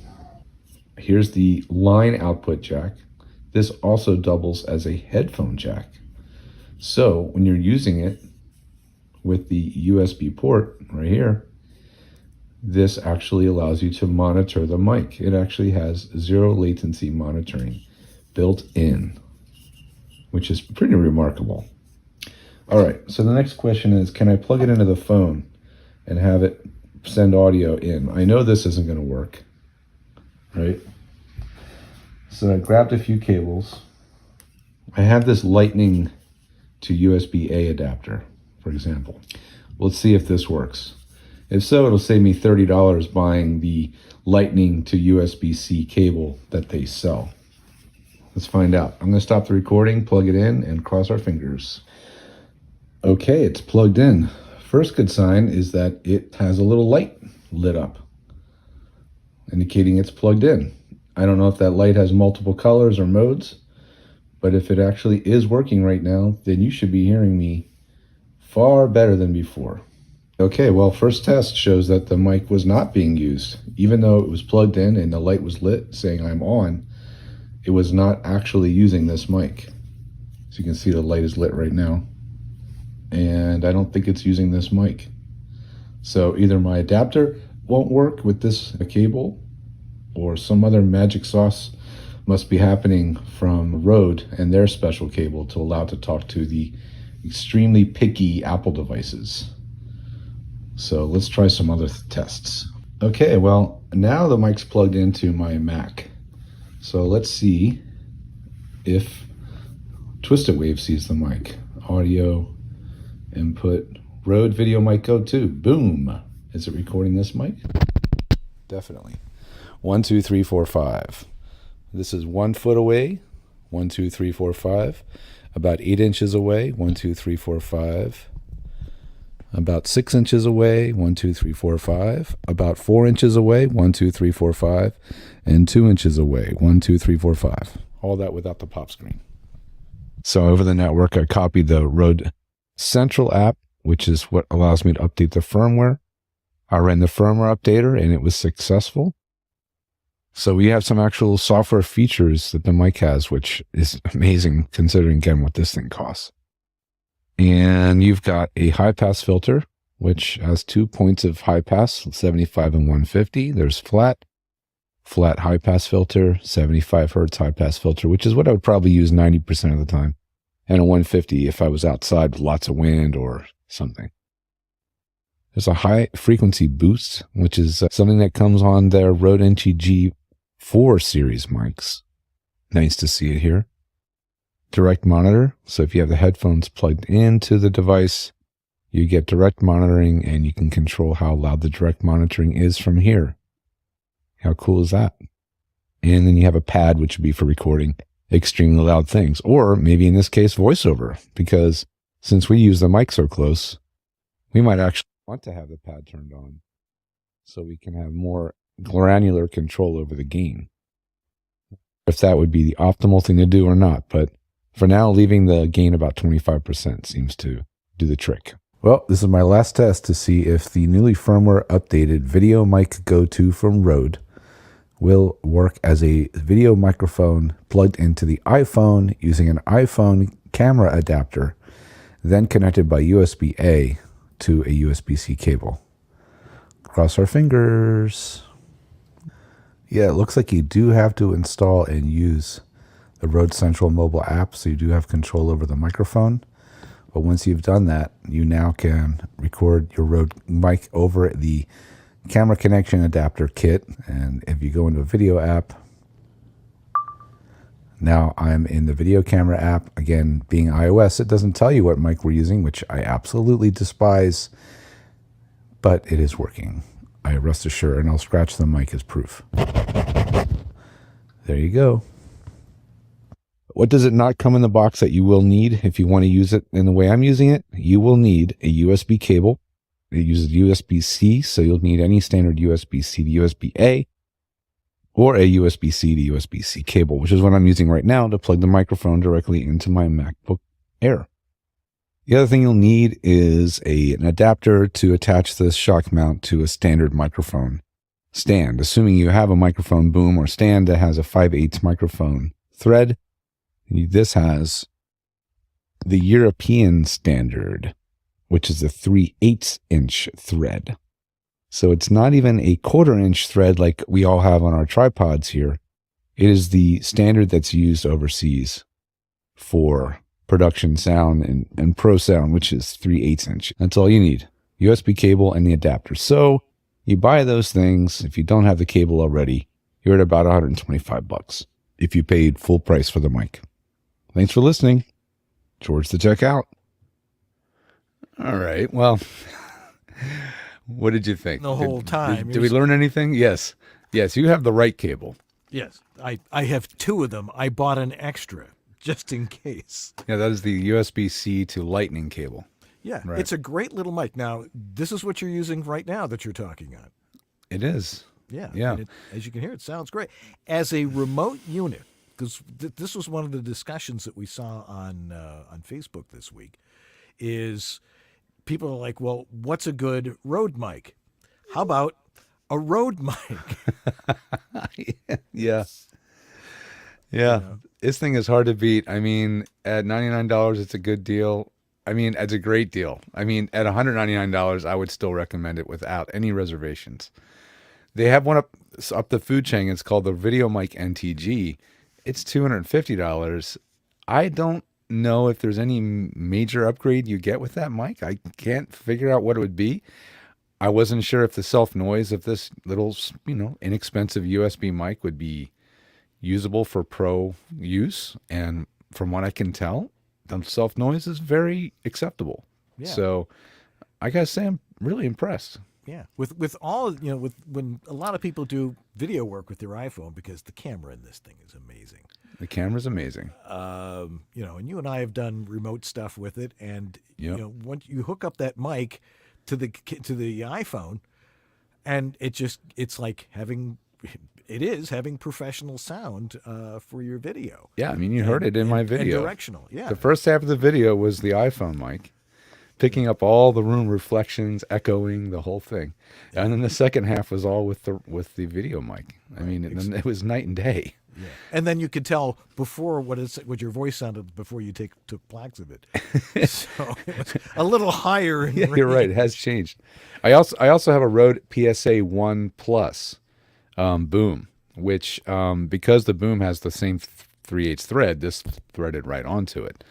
And what's impressive about the boom is, they just took the old one, the PSA 1, and they just upgraded everything they could. And they're the only ones I've ever seen anybody do this. They put these neoprene sleeves over the entire arm so that there's no clunking or any noise or anything from the mic arm like from springs.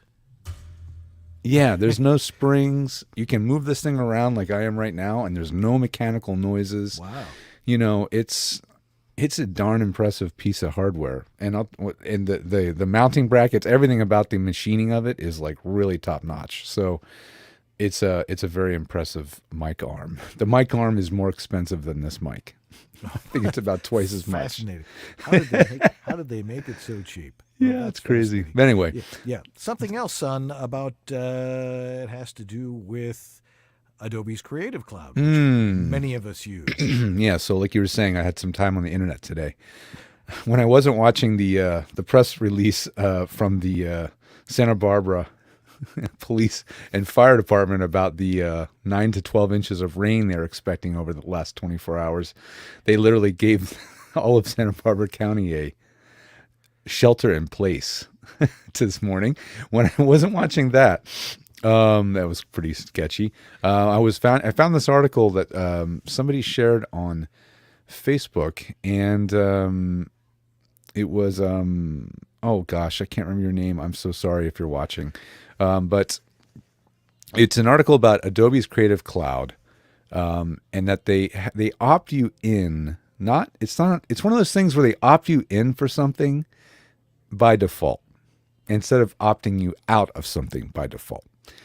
And what they opt you in on is, of course, you know how every time you install a new Mac or new Mac OS, it always asks you, do you want us to send user information to us? Do you want us to? Do you want to send Do you want to send feedback automatically to us about your equipment and your software so we can improve, the Apple products, right? And if you read that, if you're like me, you probably turn that off. Well, that is also the case with Adobe's Creative Cloud. If everybody that uses Creative Cloud, anything you upload to the Creative Cloud, and that's the thing. Everybody's kind of having a little bit of a panic moment, techno panic moment, unless you're putting everything you do, your photography, your videos, your voiceover recordings, unless you're using the Creative Cloud thing, it's moot. Okay, so let's get that out of the way. But people were having a little bit of a fit because in this age of AI is stealing our jobs, they're stealing our jobs. Then they're looking at this going, holy crap, that means Adobe is scanning every image and every video we send to the cloud and using it to build new AI derivative tools, and learning how to code these things and learning how to teach an AI with our content. And people freaked out when they started reading this. From the article I have here from fastcompany.com, I found quite a few articles about this, but theirs seemed very, very measured about it. It wasn't, from the perspective of the damaged artist or anything else. It seemed like a very fair and balanced kind of POV.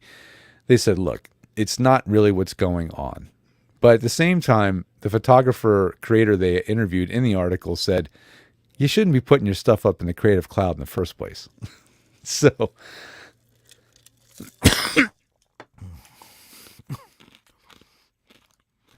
when I had the cough button there. Yeah, so I was a little late on the cough button. So when I saw that, I was like, "Ooh, that's a bit of a biting comment." Like nobody professional would put all their content in the Creative Cloud, is what the guy literally wrote in the article. But at the very end, Adobe's weasel out on this whole thing is, we give customers full control of their privacy preferences and settings. The policy and discussion is well, they do at the end. The policy and discussion is not new and has been in place for a decade to help us enhance our products for customers. The spokesperson directed any customer prefers their content be excluded from analysis to the options on the privacy page. And the article actually links to the actual privacy page on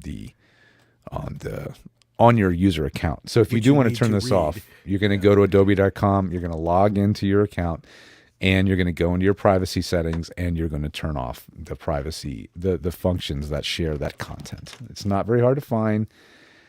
If this is something you're paranoid about, or if you feel like it's possibly could hurt you in some way, this is a way to turn it off. All right. That's it from me. As you can tell, my voice doesn't want to talk plenty. A lot longer. Okay, well then I get a chance to talk. Let's talk about internet advice. Yeah. George and I spend a lot of time on the internet, especially in some chat rooms where people say some stuff, or they're learning voiceover and their coach or the person teaching them, whether they're a coach or not, don't know why I keep using the quotation marks, but I think you all know what I mean. There's a lot of bad advice out there when it comes to home voiceover studios. As I like to say, everybody, aside from George and I, and maybe 3 or 4 other people, are experts in only one studio and one voice, and that's their own. And that does not give them the license to tell you what's going to work best for you. So I would suggest, going back to the start of this segment, talking about what George and I do, talk to people that actually know what they're talking about. If you ask a recording engineer, somebody who is a multi-track recording engineer who records lots of spots, they have no idea what's going on in your closet. And all the stuff that they do, I think the problem is that they live in a different world from what we do. So They're like, well, if you're going to do voiceover, this is what I use. Well, that doesn't mean anything if you have no idea how to use it. It's not the equipment that gets you the work. It's what goes on between your ears and comes out of your mouth, and how it sounds in the room in which you're recording it, and how you use your microphone, and how you set your levels. Everything else, I'm sorry, is bullshit. How many times I've seen like commercial or studio engineers recommend voice actors buy an SM7B, for example, a dynamic microphone for voiceover. Exactly. You know how many times I've seen Sweetwater recommend an SM7B for your voiceover studio? It's just like, grab them by the head and slap them. I've told the people at Sweetwater, stop doing that. Well, yeah, we don't make as much money that way then, Well, the other thing is, because then they get to sell a cloud lifter too. Well, yeah, you get to buy our friend Roger Cloud another boat. But we love you, Roger. Here's the deal. Also, as Dan was saying, these forums, what I've discovered, and I'm speaking for myself here a little bit, is people get a dopamine hit by answering questions. Yeah. Okay. I think we all have been there a little bit. You feel good. I will speak for myself. I feel good when I get to answer a question and give what I think is the right advice. And I think everybody, there's a lot of people, not everybody, but a lot of people on these groups that are all looking for that. I want to answer the question first, and I want to have the best information. They're all looking for that same kind of dopamine hit. And so your information is not driven by, a tremendous amount of depth of knowledge. Sometimes it's very, very cursory. Sometimes it's not based on your actual audio because all you did was post a picture of a waveform or something else. And so that's another thing I've been thinking about. It's just, why do people answer all the questions? What's the purpose and what are they getting out of it? There must be a medical reason for it. And you say, yeah, you get a dopamine hit. You get a dopamine hit. It's either that or take Zoloft. Yeah. I mean, I tend to agree with you. But there are also some people just sending out misinformation because that's the kind of people they are. It's not a lot of them. Most people have very good intentions with the information they send out there. But how many times have George and I had to get out the mop and wringer and mop up after them? Because it happens every week. Today, I have a client who was trying to send me I'm like, send me 8, just send me a little dry sample, right? She didn't send it to me before. So she records one, and I'm not screen sharing, so I don't know what she's doing, right? And then she sends me the file, and I listen to it while we're on the call, and it's crunchy and brittle and distorted. And I'm going, it didn't sound like that on Zoom. And then I do a screen share, and she's running Studio One. This multi-track software with a ton of pre-built tracks with all sorts of processing in it. And then I said, can you send me another clip with no processing on it at all? She sends me another clip. It still has distortion.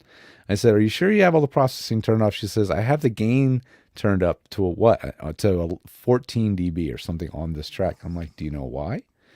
She says, no. I said, turn that off. And now record me another sample. Third sample is the charm. No clipping, no distortion. I said, you've got it. Now we're getting somewhere. So, mopping up, pulling out a lot of wires and cables, getting back to basics, putting the mic in the right place, all those things. The basics never get old because people need them. So come to us, get the right information quickly and efficiently. Right. the other thing here is that people can talk about stuff and write stuff. The only way to know if it's right is how it sounds, and you have to know what it's supposed to sound like. Whistle. Exactly. And so, reading an entire book about how to record just means nothing to me. You've got to experience it. You've got to understand what things are supposed to sound like, and you don't try to satisfy your own ears until you are well trained to know what it's supposed to sound like. And that can take years. I mean, George and I have been doing this. I mean, I've been listening to audio since 1974.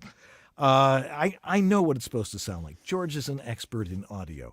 We're the guys to talk to. So if you got a problem, that's where you got to go. All right, we're going to take a little break, and we got a pile of questions to answer. So don't go away. We will be right back. This is Ariana Ratner, and you're enjoying VoiceOver Body Shop with Dan Leonard and George Whittam. VOBS.TV. From VoiceOverEssentials.com, it's the relationship savior, the multicolor LED VO recording sign. Not just a stock on-the-air or recording sign. It's our exclusive voiceover recording sign. This brilliantly lit LED 20-color beacon tells everybody at home, which is currently everybody, hey, I'm auditioning, recording, podcasting, narrating, or broadcasting here, and a few moments of relative quiet would be very much appreciated. What's more, the wafer-thin remote control lets you choose a multitude of options, from color to brightness, flashing to fade in and out. You can even set up your own personal codes. Red means I'm recording. Blue, playing back. Green, it's a wrap. Plug in the 7-foot-long cord and hang it on a doorknob or wall hook using the included chain. For voice workers, silence really is golden. And gold is one of the 20 colors you can choose from. Order yours now for just $69.95 from VoiceOverEssentials.com. That's VoiceOverEssentials.com. Well, it's time in the show where we get to thank our sponsors, Source Elements, the creators of Source Connect and Source Nexus, tools that are going to be increasingly a part of so many voiceover productions, as they have been, especially over the last 3 years of the pandemic. This tool set is what allows studios to collaborate with their clients and their talent all over the world. The talent can be at home, that's you, the voice actor. The studio can be in another state or another country, and their client, the one you're recording for, can be scattered all over the world. And with those tools from Source Elements, Source Nexus in the studio, and Source Connect in your home studio, you can connect to everyone and everything. An amazing set of tools. Nexus is like virtual patch cables that lets the studio patch Zoom, Microsoft Teams, whatever the technology is the client insists on using. They can patch it into the studio and bring everybody into the same conversation while you, the talent, are giving them great sounding audio in Source Connect. And if you want to give it a try, head over to source-elements.com and get a 15-day free trial and check out all the really helpful learning content they have on that website. Their support is second to none. Thanks, Source Elements. We'll be right back with Tech Talk and all your questions right after this. Hey there, I'm David H. Lawrence, the 17th, and with my company VO Heroes and my team of coaches and my community of voiceover talent, we guide voiceover actors along their journey. And you may be watching VOBS here and not nearly as far along as many of the other people who are watching. You may not even have started yet. And we actually specialize in helping you do just that. So if you're watching all the stuff going on here on VOBS and going, I have no idea what they're talking about, I don't know, but I really want to do this, I'd really like to help you. Please go to voheroes.com/start. That's voheroes.com/start. And you can take our Getting Started in Voiceover class, which tells you everything you need to get started as a voice talent. And I'd love to hold your hand along the way and help you with that journey. Again, voheroes.com/start. That's voheroes.com/start. This is Bill Ratner, and you're enjoying VoiceOver Body Shop with Dan Leonard and George Whittam. VOBS.TV.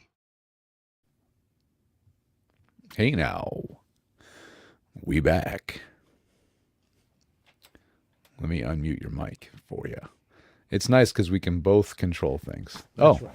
There we go. I figured it out by myself. Hey. You know, I mean, we can do all sorts of things with this. We can go like that. We can go this. We can do that. We can. It's go nice though because solo. if my mic's muted, you know, because you can't hear me. If your mic's muted, I know because I can't hear you. So it's like we can watch each other's backs that way. Exactly. Well, we got a huge audience right now, and they've got a huge amount of questions. So Indeed they do. Let's go to them here. Vic Case asks, George, now this was written in. Somebody emailed this, so it gets to the front of the line. Head of the line. All right. George, you made a passing remark about the hypercardioid pattern in the last Tech Talk for mics where you can select between a cardioid or a hypercardioid pattern. Do you recommend one or the other for a voiceover studio, or does it depend on the mic? He has a CAD M179 in his home studio, and that's a really cool mic because it's got lots of switchable patterns in it, like a U87 does, but it doesn't cost nearly as much as a U87. What are your thoughts on the M179? It is a bizarrely decent mic for how cheap it is. I gotta say, CAD is such an interesting company, right? I mean, a lot of us have known and heard, and you even used their CAD E100S. Dan, you have one, right? I have one. Haven't used it in a while because I've got this wonderful Mojave here now and my 416. But there are situations where you might use it. Yeah. But it's a very different mic from the 179 now. Yeah, well, that one's a fixed pattern mic, right? It does one. It's a one-trick pony there. I don't know if they call it a super or a hyper. I think it's got a very wide cardioid pattern to it, but it also has a pad on it, a 20 dB pad, which right, everybody turns on. Like, why is it so quiet? Turn off the pad. Yeah. When it's a big number, it doesn't mean it's louder. Right. There's a minus in front of it. Right, and a high pass filter, which is kind of nice. Right. So, but the 179, I mean, if you want to change patterns, what does changing a pattern do for somebody, though? Yeah, I mean, it very much depends on the booth and how you use the mic. So that I think the pattern control on that is actually completely variable, which is also really unusual, especially at this price. So you can dial it in. So at the end of the day, what makes sense is completely 100% based on listening. And so what I would recommend is to record yourself on a track, and while recording that piece of script or something, start it at cardioid, record, a sentence of the script. Start turning it an increment and then record another sentence or the same sentence, and keep incrementally adjusting the mic and recording another sentence, and keep doing that. But don't listen to it right now. Not until you've completely done this whole recording test. This might take you 5 minutes going through all these different settings, right? You might even slate with the recording and saying, now cardioid. Now this is more hypercardioid, or whatever you have to do, right? And listen to the difference. It's going to be very hard to judge that while listening real time. You got to stop and then listen to it and play it back. And then when you're done, you're going to know. And if you don't know, then your hearing isn't tuned well yet. You don't have the experience, and then you might want to bounce it off me or Dan, because then we'll help you figure out what is the best pattern setting for your voice and your booth. Right, exactly. And that's it. It's all acoustics, which is one of the most important parts of getting your booth set up is sound coming in. You don't want that. You don't want it bouncing around. And like you said, using a certain pattern might actually help you get the sound that you really, really need. As the mic gets more directional in one direction, like the right out of the front of the mic, it does some weird things. It grows a little tail in the back. So as it gets more directional this way, it actually starts to have a tail on it, right? Well, as you go to the farthest extreme, which is called figure 8, that's the extent of that. It is literally the front and the back of the mic are equally sensitive. But the side effect of it is the sides of the mic are completely null or dead. So you might find that even figure 8 works well. Yeah, right there you're hearing mostly just thumping and not much else, right? Because it's the back of the mic. As you do figure eight, the sides of the mic have no pickup. So you might find that figure eight is a surprisingly better pattern because maybe you've got a window to one side, or maybe you have a desk right underneath, and that's all reflecting sound. The figure eight pattern will tune it out. So yeah, try it out and listen.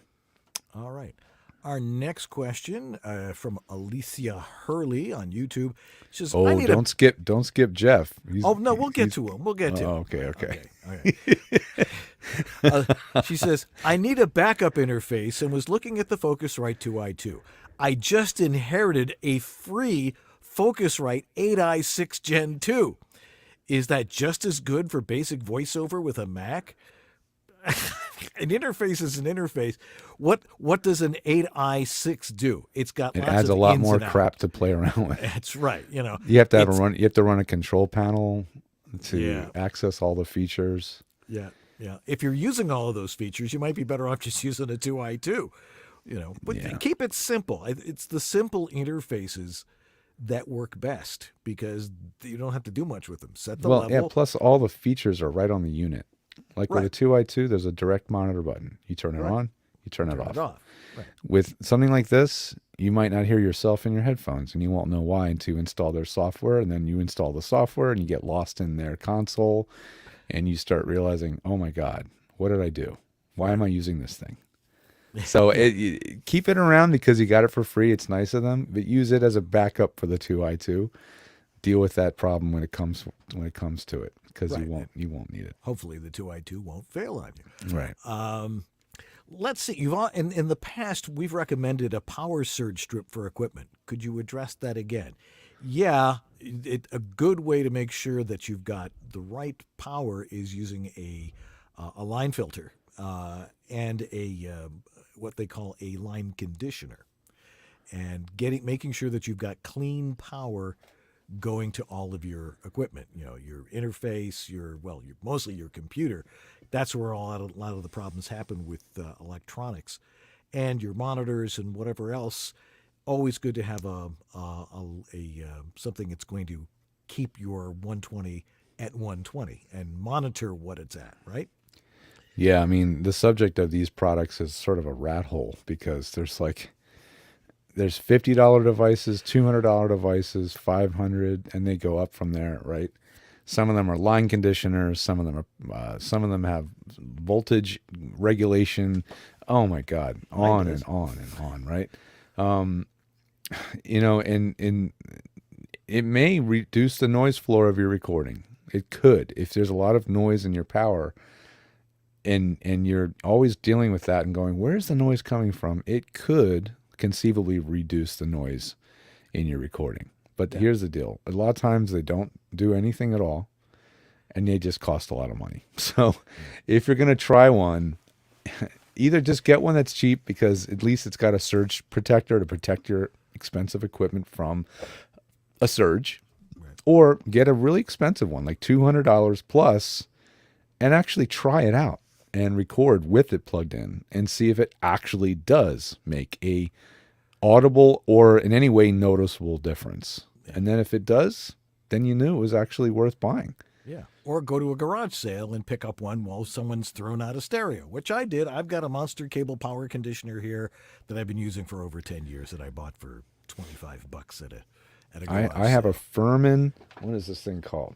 Oh, okay. Now you're going to become a power filter snob. So. Well, I've had it since I was running a studio. It's an AR 1215, and I've had this since 1998.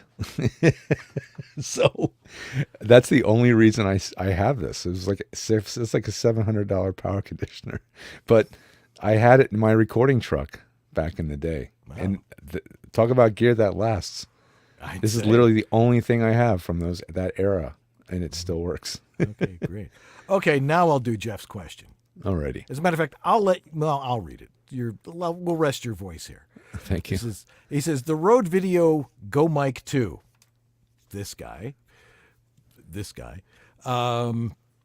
It says, is really sensitive, like too sensitive. I'm standing like 2.5 feet in front of it and the camera. It sounds like it's reaching into my mouth and amplifying my mouth noise to untenable levels. Can I aim it to the side, much like I would my 416, so I'm not speaking directly down the barrel? Reducing gain doesn't seem to help. Yeah, that probably would help. It's going to reduce plosives. And what camera is he plugging it into? I don't know.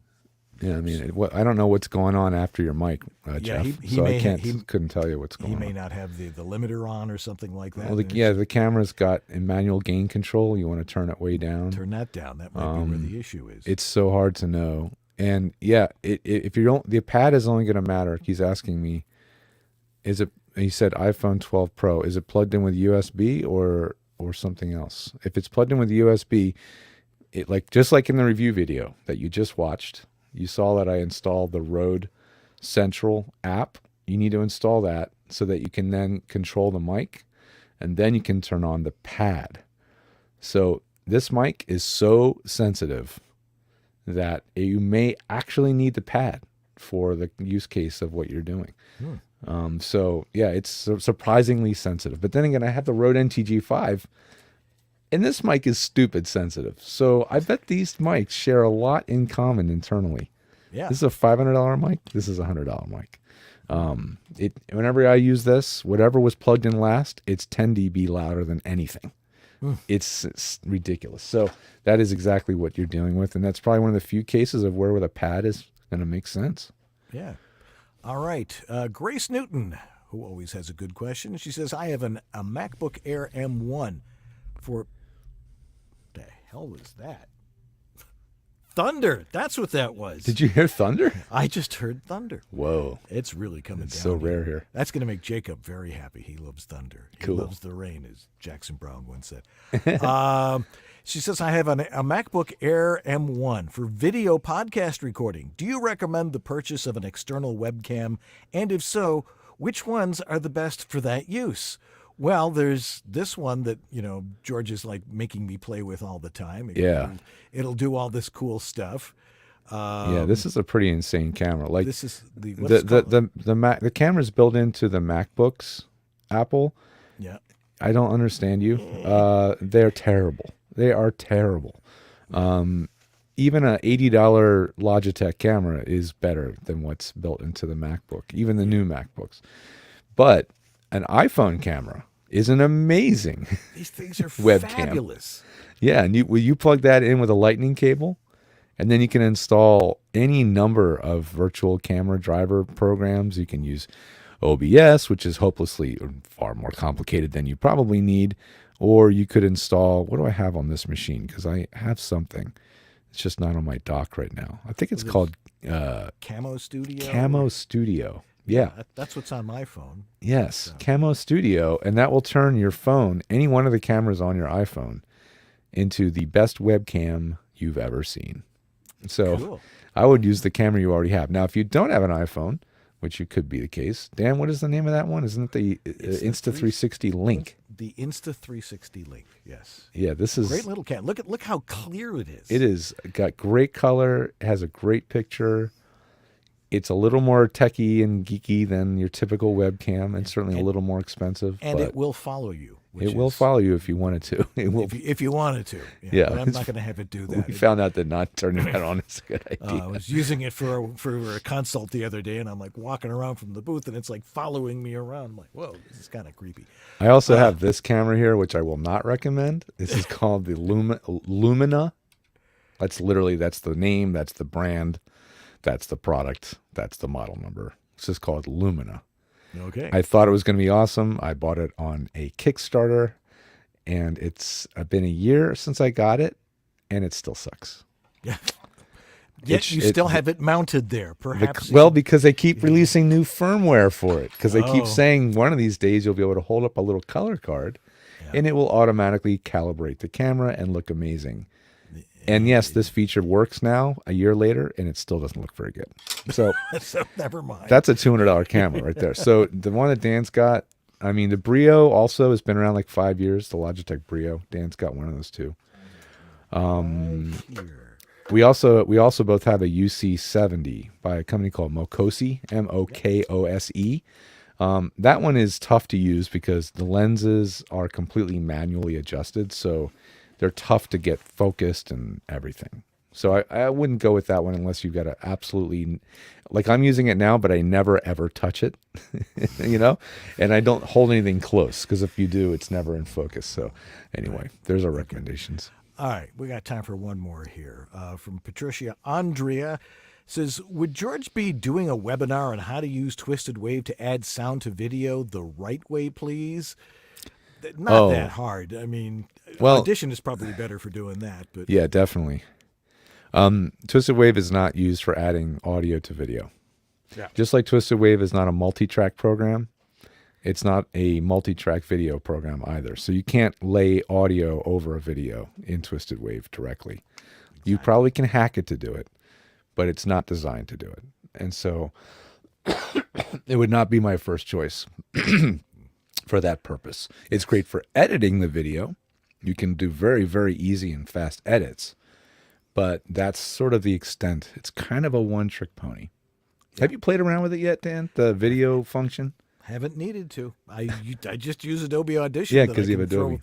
I can just throw the video file in there, and I can dub stuff. I can sync it up with somebody speaking German, and it's like, okay, I can move it over here a little bit. Trying to match the lip flats. Yeah, not as easy to do in Twisted Wave. Yeah, it'd be. It'd be ridiculously hard or basically impossible. Right. So one last thing, play the voice real kids family voiceover family. Is this the same as a Rycote? Yeah. I think what happened, Rycote made a deal with Rode, a licensing deal, whatever it was. And so Rode is making the Rycote. It's the same one that I recommend for Sennheiser 416s and every other shotgun mic out there. It's essentially identical. Cool. And it's nice because it doesn't have the rubber bands that stretch out and dry out, and then the mic is sagging. It does a pretty good job. Yeah. All right. Hey, lots of great questions, everybody, and that's going to do Man, it for now. Time flew. Or either that or whatever drugs I'm on made time slow down. One or the other way, the time stretched, and I think it's all in my addled brain. Okay. Well, in that case. All right, well, we're going to take another quick break here, and we'll be right back to clean up everything that's left right after this. Yeah, hi, this is Carlos Alazraqui, the voice of Rocco, and you're watching VoiceOver Body Shop.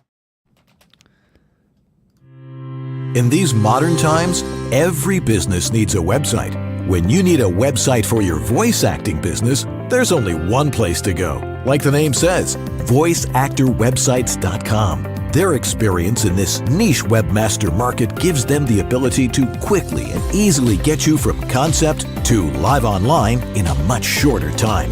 When you contact voiceactorwebsites.com, their team of experts and designers really get to know you and what your needs are. They work with you to highlight what you do. Then they create an easily navigable website for your potential clients to get the big picture of who you are and how your voice is the one for them. Plus, VoiceActorWebsites.com has other great resources, like their practice script library and other resources to help your voiceover career flourish. Don't try it yourself. Go with the pros. VoiceActorWebsites.com, where your VO website shouldn't be a pain in the you-know-what. Your dynamic voiceover career requires extra resources to keep moving ahead. There's one place where you can explore everything the voiceover industry has to offer. That place is VoiceOverXtra.com. Whether you're just exploring a voiceover career or a seasoned veteran ready to reach that next professional level, stay in touch with market trends, coaching, products, and services while avoiding scams and other pitfalls. VoiceOver Extra has hundreds of articles, free resources, and training that will save you time and help you succeed. Learn from the most respected talents, coaches, and industry insiders when you join the online sessions, bringing you the most current information on topics like audiobooks, auditioning, home studio setup and equipment, marketing, performance techniques, and much more. It's time to hit your one-stop daily resource for voiceover success. Sign up for a free subscription to newsletters and reports. It's all here at VoiceOverXtra.com. That's VoiceOverXtra.com. Yeah, hi, this is Carlos Rocky, the voice of Rocco, and you're watching VoiceOver Body Shop. This is the Latin lover narrator from Jane the Virgin, Anthony Mendez, and you're enjoying Dan and George on the VoiceOver Body Shop. All right, we're back. See, it automatically comes back. I don't have to even do anything. It's amazing. It's like my car. My new Camry, it goes right down the center lane. You can let go of the wheel if you're in cruise control. It keeps the right distance from the car in front of you. That's pretty neat. And keeps you in the lane. So that is cool. This is interesting, but you got to sort of keep your finger on the wheel anyway. Just in case. Just in case. Just in case. Because you'll be able to react faster than the computer to an oncoming accident. Probably not. Probably, yeah. No, but it automatically brakes too. It brakes. Exactly. Exactly. But sometimes my foot will be on the brake before it, or before my wife says, "Stop." Anyway. There's a couple of other questions that were asked. So, if you write to us, we will get to those questions. There's one about Discord and acoustics for a studio brick. So we'll get to those. We'll write back to you, and because we know who you are. Or write to us directly at the guys at VOBS.TV. Let me make sure that there it is. Write to us at the guys at VOBS.TV, and that way we'll answer your questions. Yeah, Discord has its own crazy learning curve. I've been using it. In fact, the video I showed you guys today, I edited with Discord and had a few very frustrating quirks. I still managed to get it done, but my son lives on Discord, so yeah. I mean, and you know what? We're calling it Discord because I call it Discord by mistake. I think what we're actually talking about is Descript. Oh, maybe the video editor, Descript. Oh. I used Descript to edit the video, and I think Grace is talking about Descript. Okay, yeah. Discord is a whole. Discord's a whole nother deal. Yeah. Descript is also a big learning curve. Anyway, I will someday maybe teach a course on Descript once I learn how to use it and if people really, really want to learn it. Okay, so write to us there. Okay, let's see here. Next week on this very show, we will have another great guest. I have a couple of great people who have expressed interest. People like Scott Brick and Maurice LaMarche. We're trying to get them. Got to get the email addresses right. So if you know Maurice's actual email address, send it to us. Yeah, let us know. At theguys@VOBS.TV. Yeah, exactly. All righty. Let's see here. Okay, we've got, you know who's going to be on next week? Jason Lanier White. Oh, excellent. That's I will be healthy for that, so I can be there in person, because I'm pretty sure he will be there in person unless something happens. I would imagine so. He just lives around the block. That makes it a lot easier.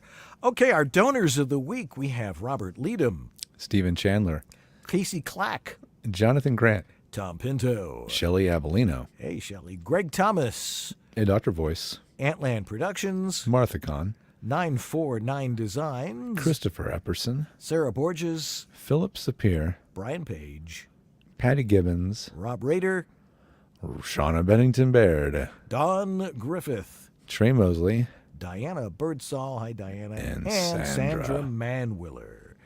Thanks for all your support. That's how we keep this thing running the way it's supposed to run. Mm-hmm. All righty. Hey, if you need help with your home voiceover studio, you can go join me over at homevoiceoverstudio.com, and I will be able to do that kind of stuff for you. Just ask your questions there, or if you want to do a consult, go on over to homevoiceoverstudio.com.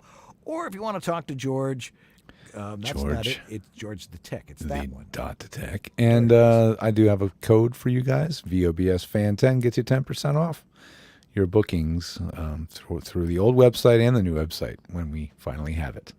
All right. It will happen. It will happen. I promise.